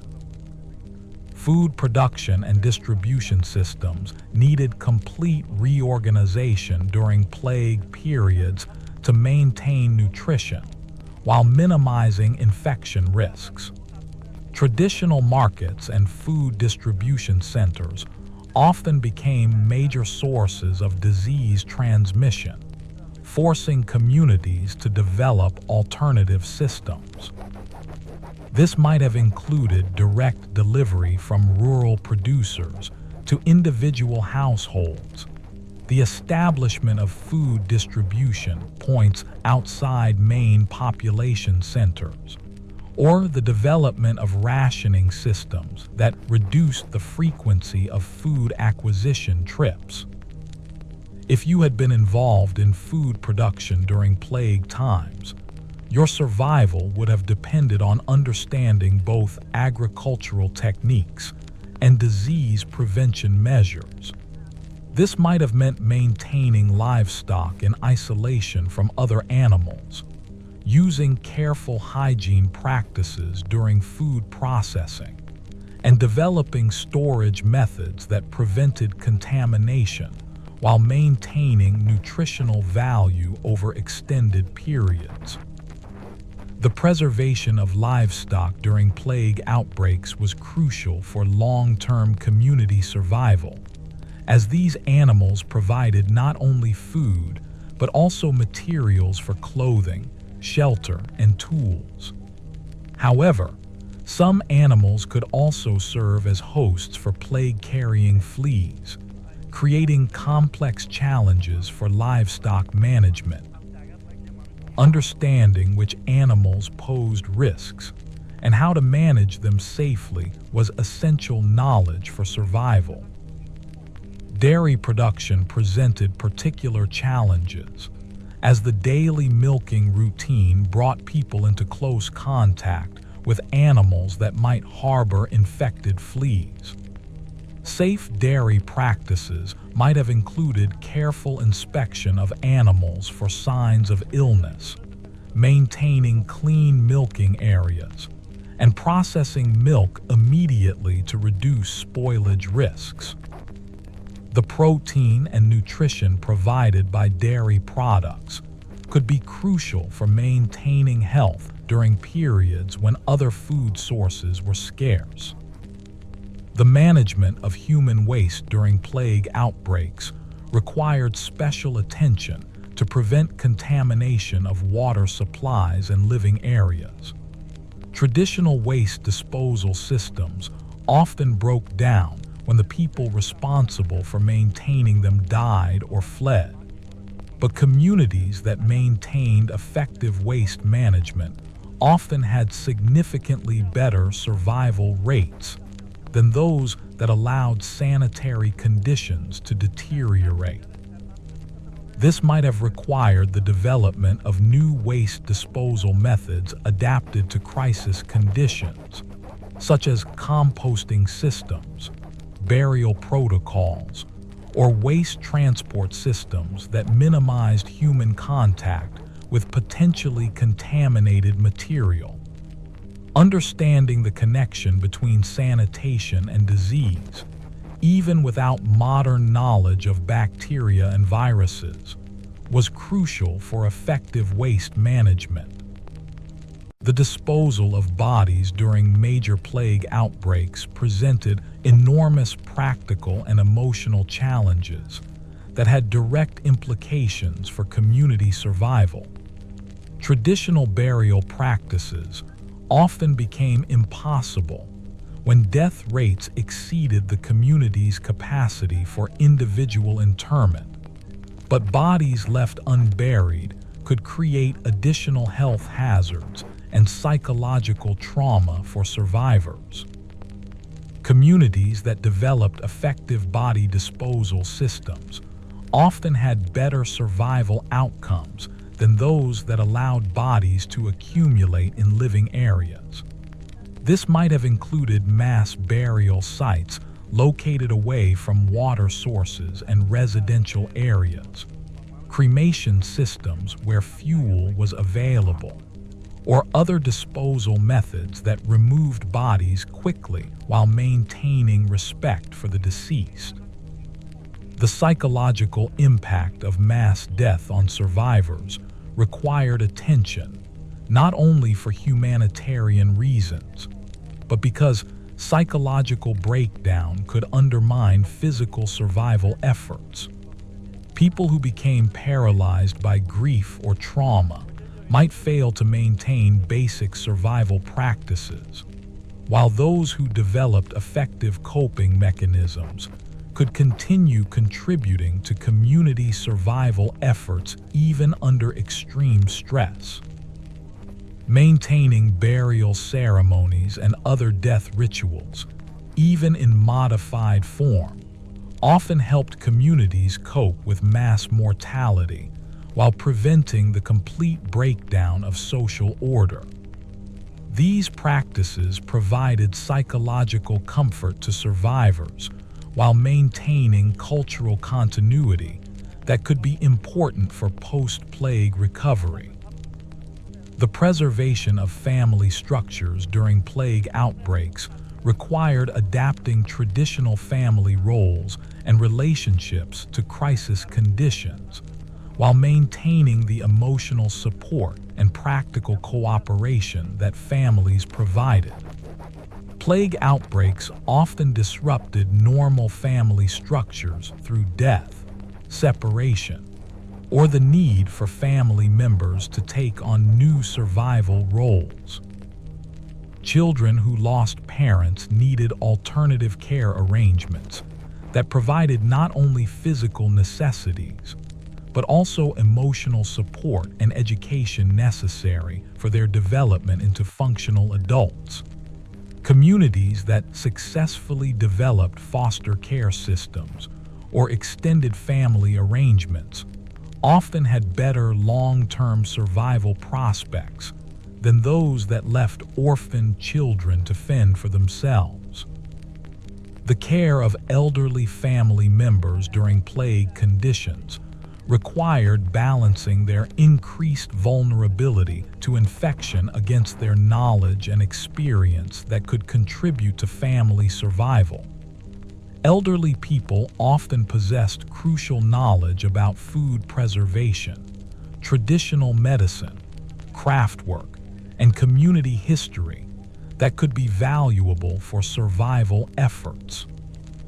Marriage and reproductive patterns often changed during plague periods as people adapted to new social and economic conditions. Some communities encouraged marriage and reproduction to replace population losses, while others focused on immediate survival needs. Understanding the long-term implications of these demographic changes was important for planning community recovery efforts. The education of children during plague periods required developing teaching methods and curricula adapted to crisis conditions, while preserving essential knowledge and skills for future generations. Traditional schools often closed during plague outbreaks, but communities that maintained some form of educational activity often had better long-term recovery prospects. This might have included informal teaching within households, small group instruction in safe environments, or the preservation of essential knowledge through oral traditions and storytelling. The key was ensuring that crucial skills and knowledge weren't lost even when formal education systems collapsed. The development of new trade relationships during plague periods could provide access to essential resources while creating economic opportunities for survivors. Traditional trade networks often collapsed during plague outbreaks, but new relationships sometimes developed between communities that had survived and maintained production capabilities. If you had been involved in trade during plague times, survival would have depended on understanding both market conditions and disease prevention measures. This might have meant developing new products or services adapted to plague conditions, finding safer methods for conducting transactions, or establishing trade relationships with communities that had lower infection rates. The transportation of goods during plague periods required special precautions to prevent the spread of infection while maintaining the flow of essential supplies. Traditional transportation systems often broke down when drivers, dock workers, and other transportation personnel died or refused to work. But communities that maintained some transportation capability often had significant survival advantages. This might have included the development of transportation protocols that minimized human contact, the use of immune individuals as drivers and handlers, or the establishment of supply depots where goods could be transferred without direct contact between potentially infected parties. The maintenance of manufacturing capabilities during plague outbreaks was crucial for producing essential goods that might not be available through trade. This might have included textile production for clothing and bedding, metalworking for tools and weapons, pottery for food storage and preparation, or other crafts necessary for survival. Communities that maintained some manufacturing capability often had better survival prospects than those that became entirely dependent on external supplies. However, maintaining manufacturing required addressing both the technical challenges of production and the safety challenges of bringing workers together in potentially dangerous environments. The development of new technologies adapted to plague conditions could provide significant advantages for communities willing to innovate and experiment. This might have included improved food preservation methods, better sanitation systems, more effective protective equipment, or new approaches to housing design that reduced disease transmission risks. While medieval technological capabilities were limited compared to modern standards, significant innovations in practical survival technologies could be developed using available materials and knowledge. Communities that encouraged such innovation often had better survival outcomes than those that relied entirely on traditional methods. The management of energy resources during plague periods required careful attention to fuel supplies for heating, cooking, and other essential activities.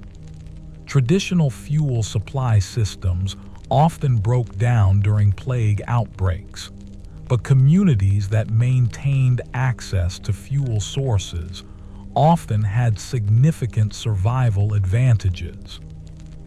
This might have included stockpiling wood, charcoal, or other fuel materials, developing more efficient heating and cooking systems, or finding alternative energy sources such as animal dung or crop residues. Understanding the energy requirements for essential survival activities was crucial for resource planning. The preservation of tools and equipment during plague periods required both proper storage and maintenance practices, and the knowledge necessary for repair and replacement when tools wore out or broke. Traditional craft systems often collapsed during plague outbreaks, making tool preservation and maintenance crucial for maintaining essential capabilities. This might have included learning basic metalworking skills for tool repair, maintaining supplies of materials necessary for tool maintenance, or developing simpler tools that could be manufactured with limited resources and skills. The ability to maintain and repair essential tools could be crucial for long-term survival. The development of alternative shelter arrangements during plague periods might have been necessary when traditional housing became unavailable or unsafe. This could have included temporary shelters in less populated areas, modifications to existing buildings to improve disease resistance, or the construction of new housing designed specifically for plague conditions. Understanding basic construction techniques and housing requirements could be valuable for communities that needed to relocate or rebuild during or after plague outbreaks. This might have included knowledge of site selection, basic building materials and techniques, or the design principles necessary for healthy living environments. The management of community resources during plague conditions required developing systems for allocation and distribution that balanced individual needs against collective survival requirements, while maintaining incentives for continued production and resource acquisition. This was particularly challenging when traditional economic systems broke down and communities had to develop alternative approaches to resource management. This might have included rationing systems, work-sharing arrangements, or cooperative resource pooling systems that ensured fair distribution while providing incentives for continued effort. The key was finding approaches that maintained community cohesion while ensuring that essential needs were met. The coordination of survival efforts across different skill and resource groups within communities required leadership and communication systems that could function effectively under crisis conditions. Different groups, farmers, craftspeople, merchants, religious leaders, and others, often had different resources and capabilities that needed to be coordinated for maximum community survival benefit. This might have required the development of new leadership structures, communication systems, or decision-making processes adapted to crisis conditions, while maintaining enough legitimacy and effectiveness to coordinate complex survival efforts involving multiple community groups. The preservation of legal and property rights during plague conditions required balancing the need for emergency resource allocation against the maintenance of social systems that would be important for post-plague recovery.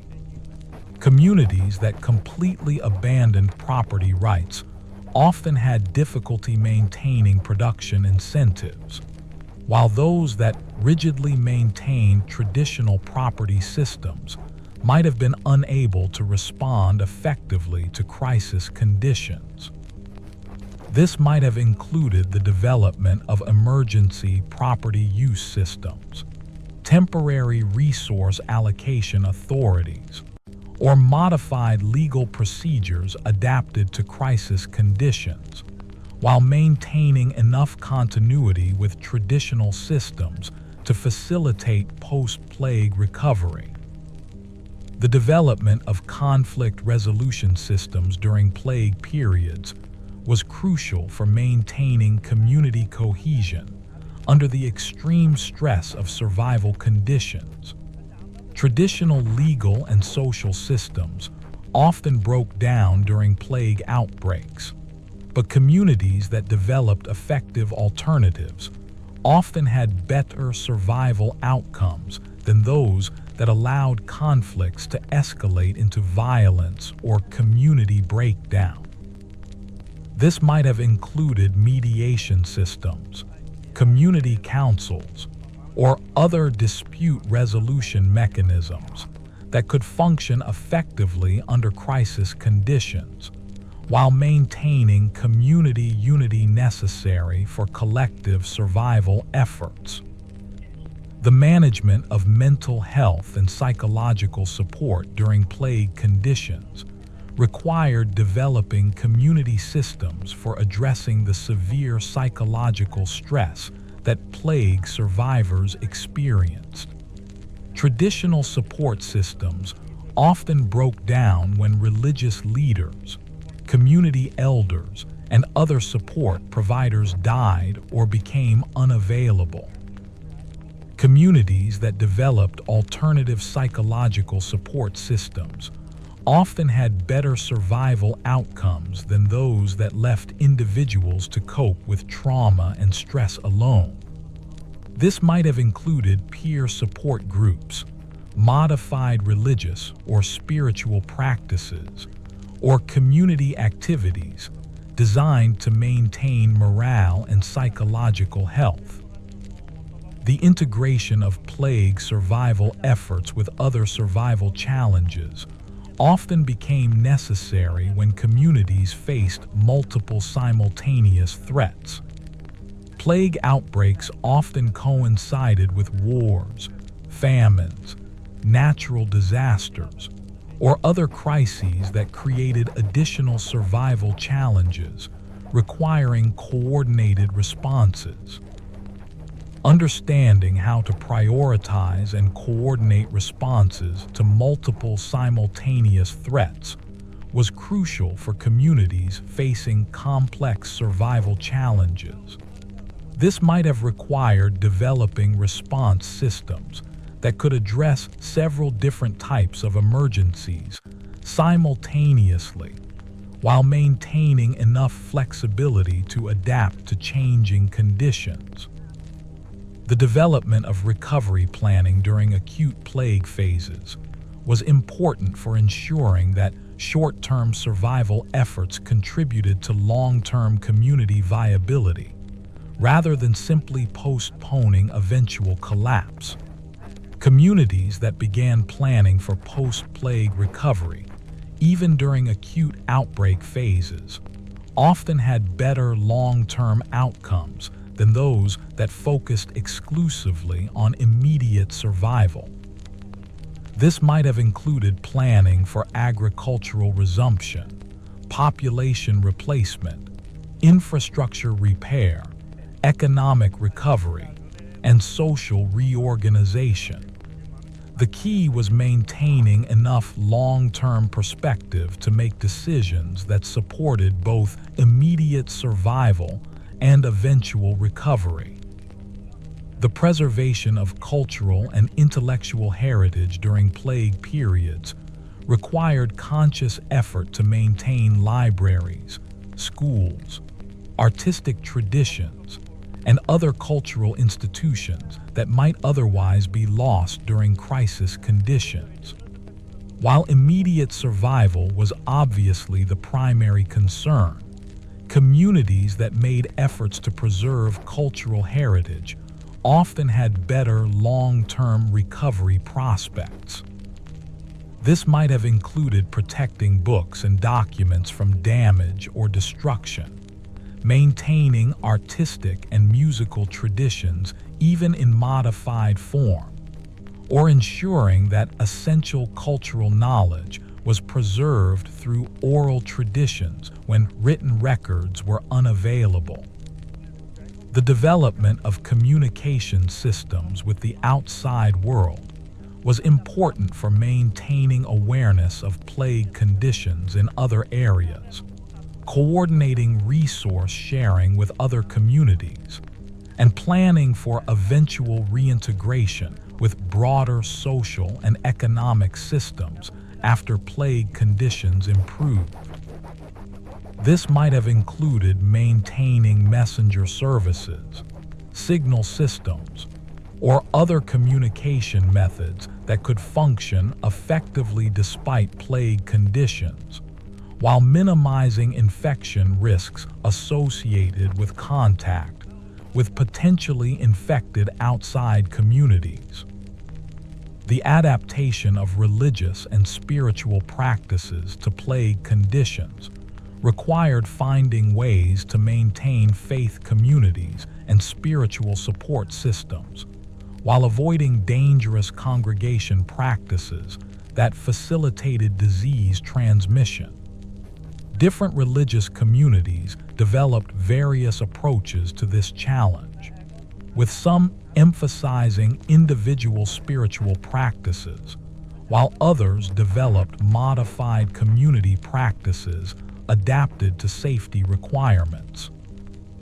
Understanding how to maintain spiritual and emotional support systems during extended crisis conditions was important not only for individual psychological health, but for maintaining community cohesion and shared values necessary for collective survival efforts.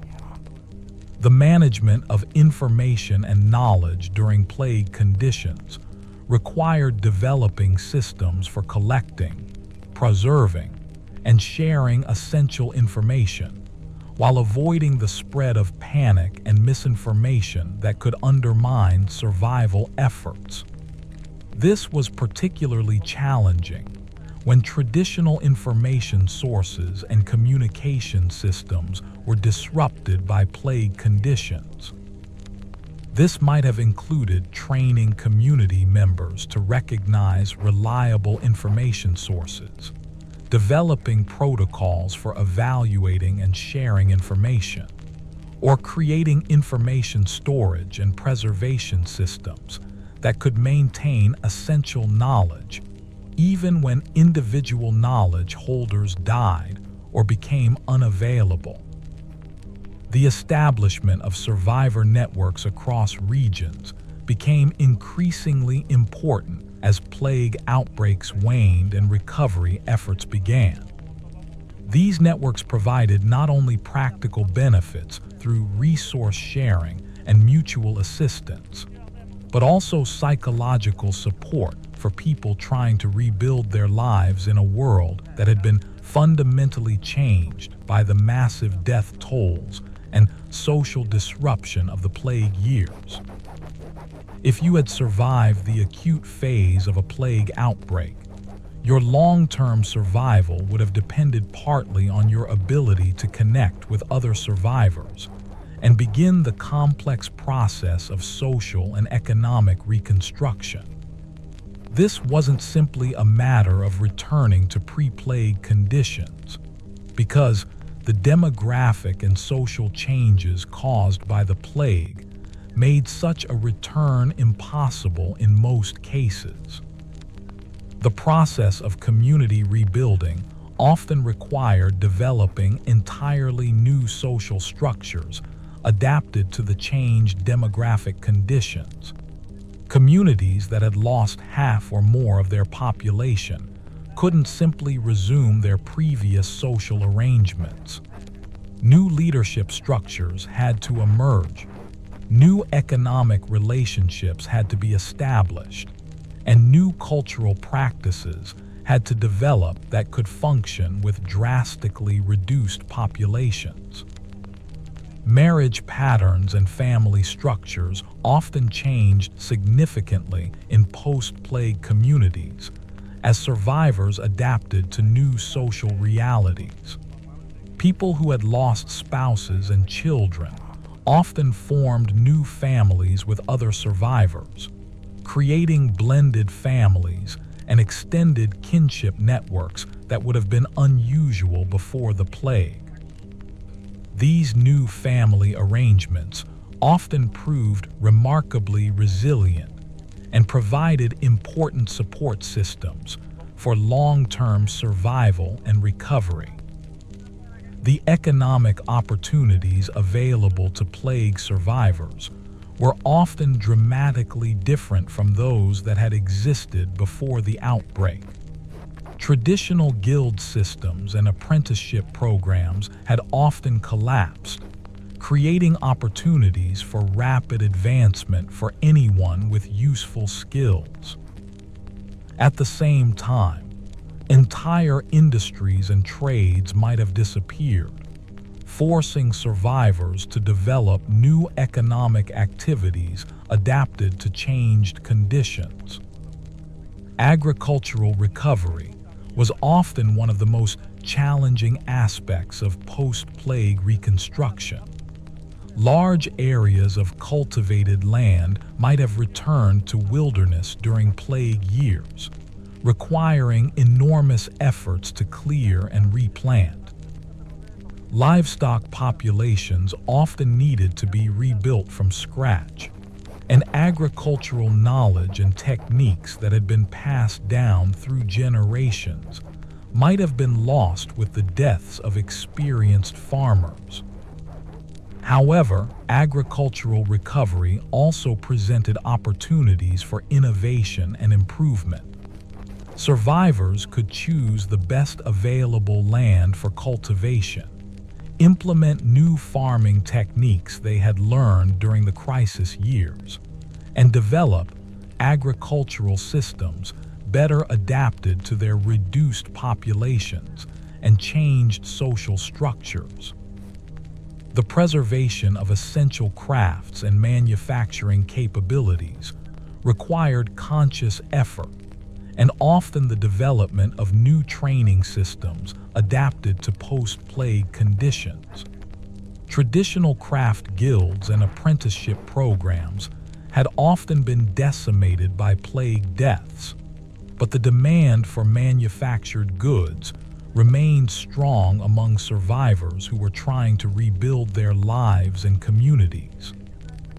This created opportunities for rapid advancement for anyone willing to learn essential crafts, but it also meant that much traditional knowledge about manufacturing techniques, quality standards, and business practices had to be recreated rather than simply passed down from previous generations. Trade relationships often had to be completely rebuilt after plague outbreaks, as traditional trading partners might have died or disappeared, and established trade routes might have been abandoned. However, this also created opportunities for developing new trade relationships and exploring new markets that might not have been available before the plague disrupted existing commercial arrangements. The development of new trade relationships required both practical skills in commerce and negotiation, and the ability to assess the reliability and stability of potential trading partners who had also been affected by plague conditions. Trust and reputation, which had traditionally been built up over generations, had to be established much more quickly in post-plague commercial relationships.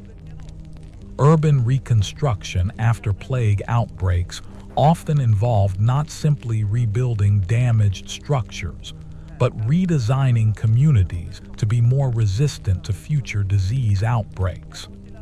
This might have included wider streets to reduce crowding, improved sanitation systems, better housing designs that reduced opportunities for rodent infestation, and more effective waste disposal systems.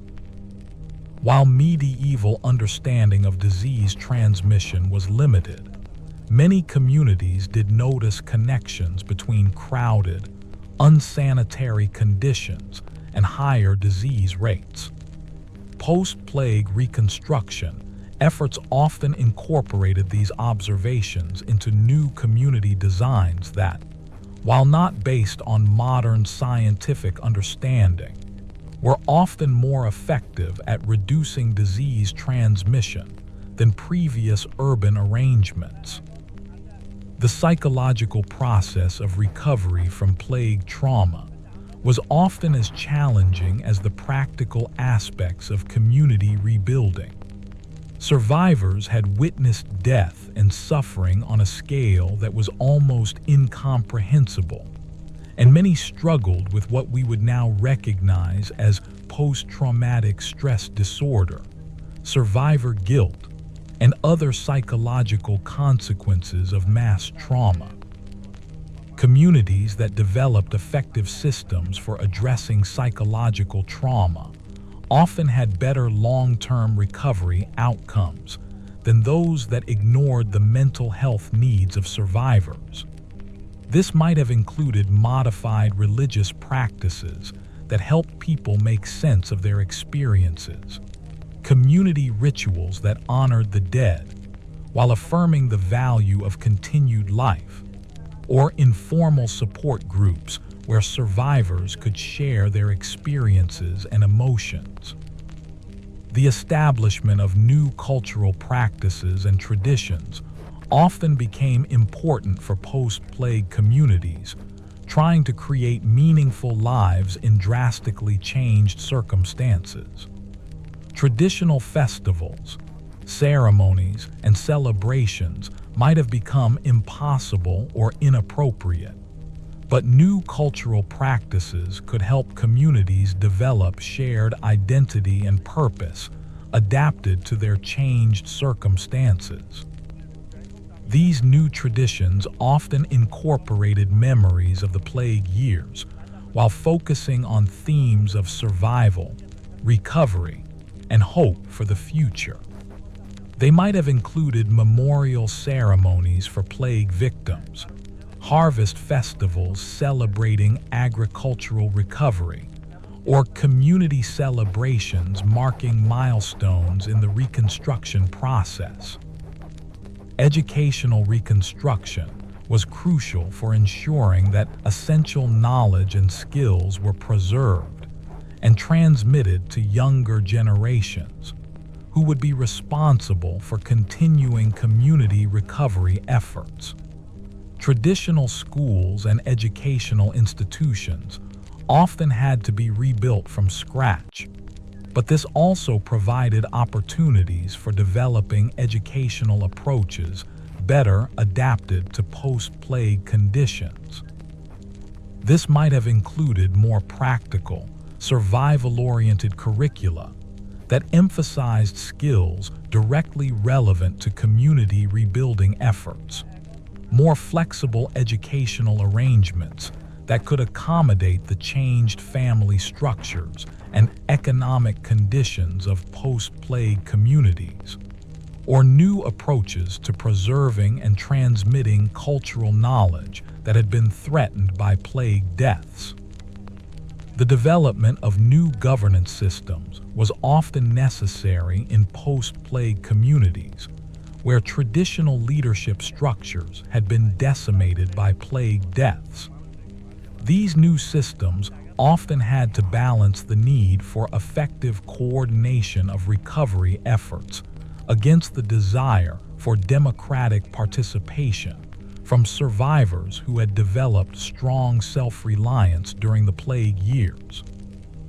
Successful post-plague governance systems often incorporated lessons learned during the crisis about the importance of effective communication, resource coordination, and community cooperation, while adapting these lessons to the different challenges of reconstruction and long-term community development.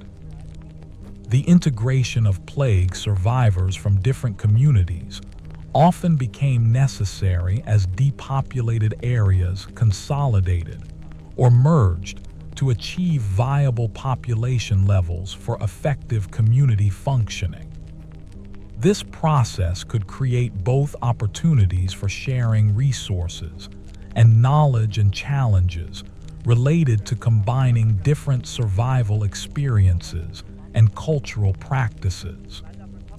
Successful integration efforts often required developing new shared identities and practices that honored the different experiences and contributions of various survivor groups, while creating unified communities capable of effective long-term functioning.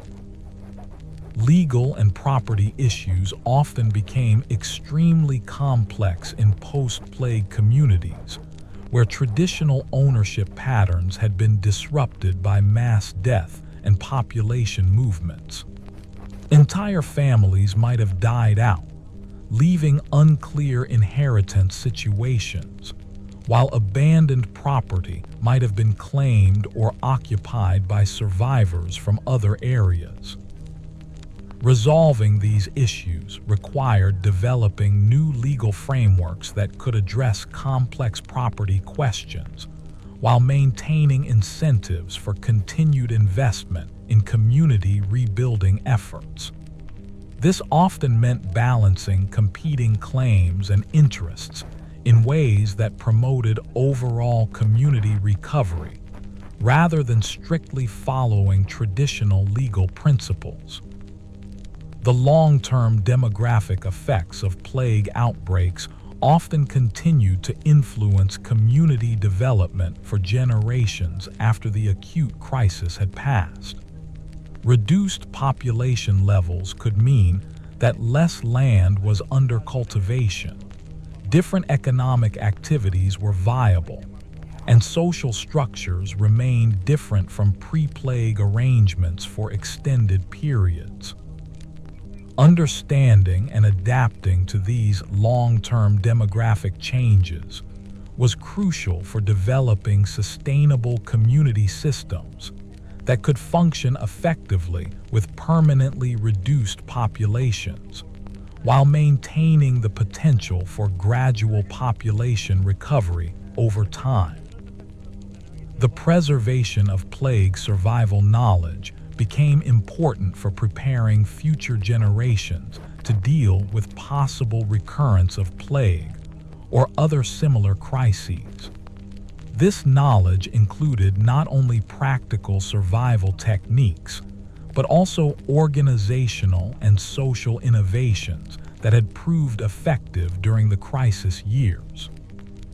Communities that successfully preserved and transmitted this knowledge were often better prepared to deal with subsequent crises and were more likely to maintain long-term stability and prosperity in the face of future challenges.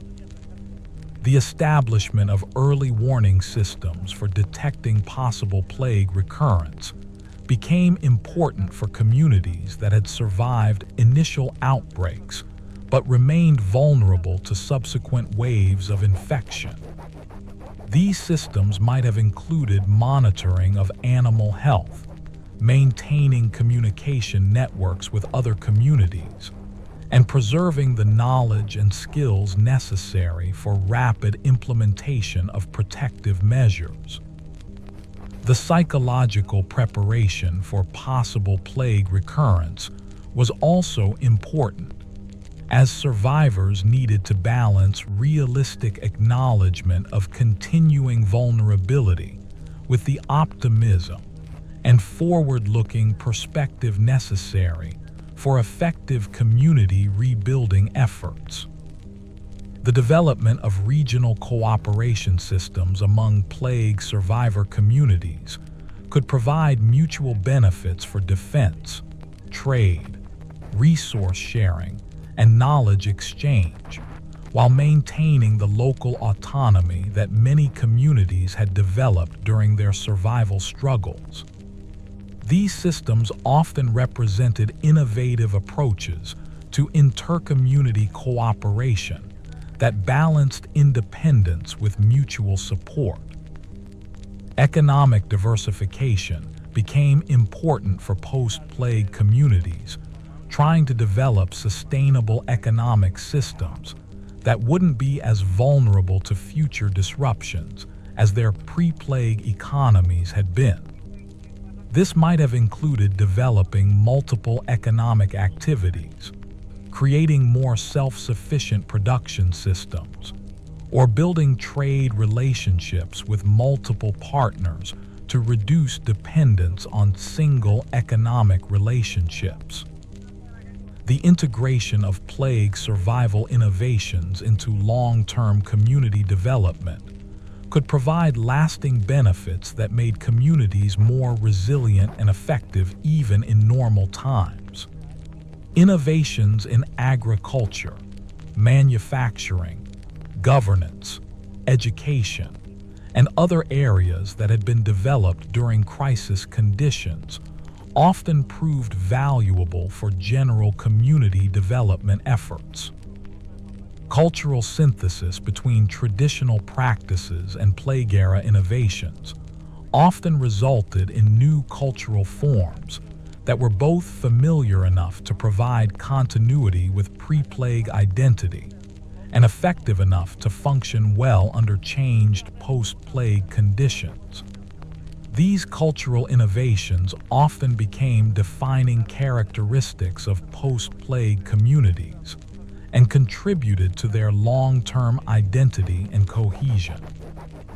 The establishment of memorial practices and historical preservation efforts helped post-plague communities maintain connections with their pre-plague heritage, while acknowledging the transformative impact of their survival experiences.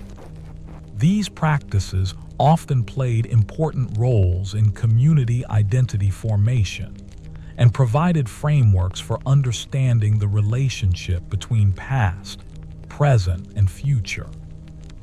Planning for long-term sustainability required post-plague communities to think beyond immediate recovery needs toward the development of community systems that could function effectively over multiple generations.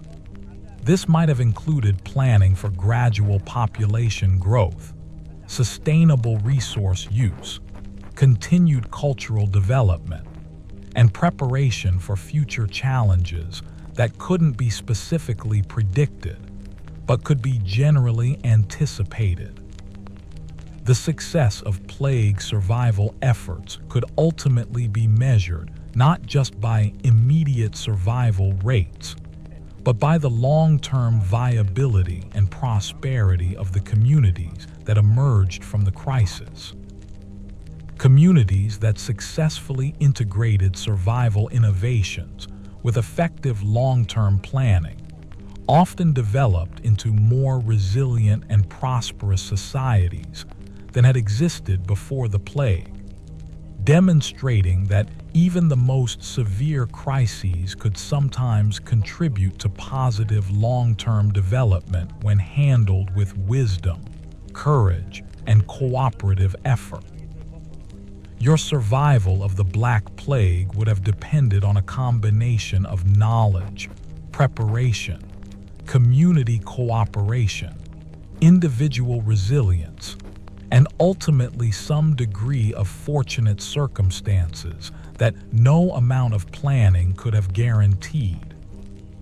However, understanding the principles of disease transmission, maintaining practical survival skills, developing strong social relationships, and preserving hope and purpose even under extreme stress would have given you the best possible chances of not only surviving the immediate crisis, but contributing to the development of stronger, more resilient communities in the aftermath of one of history's greatest catastrophes.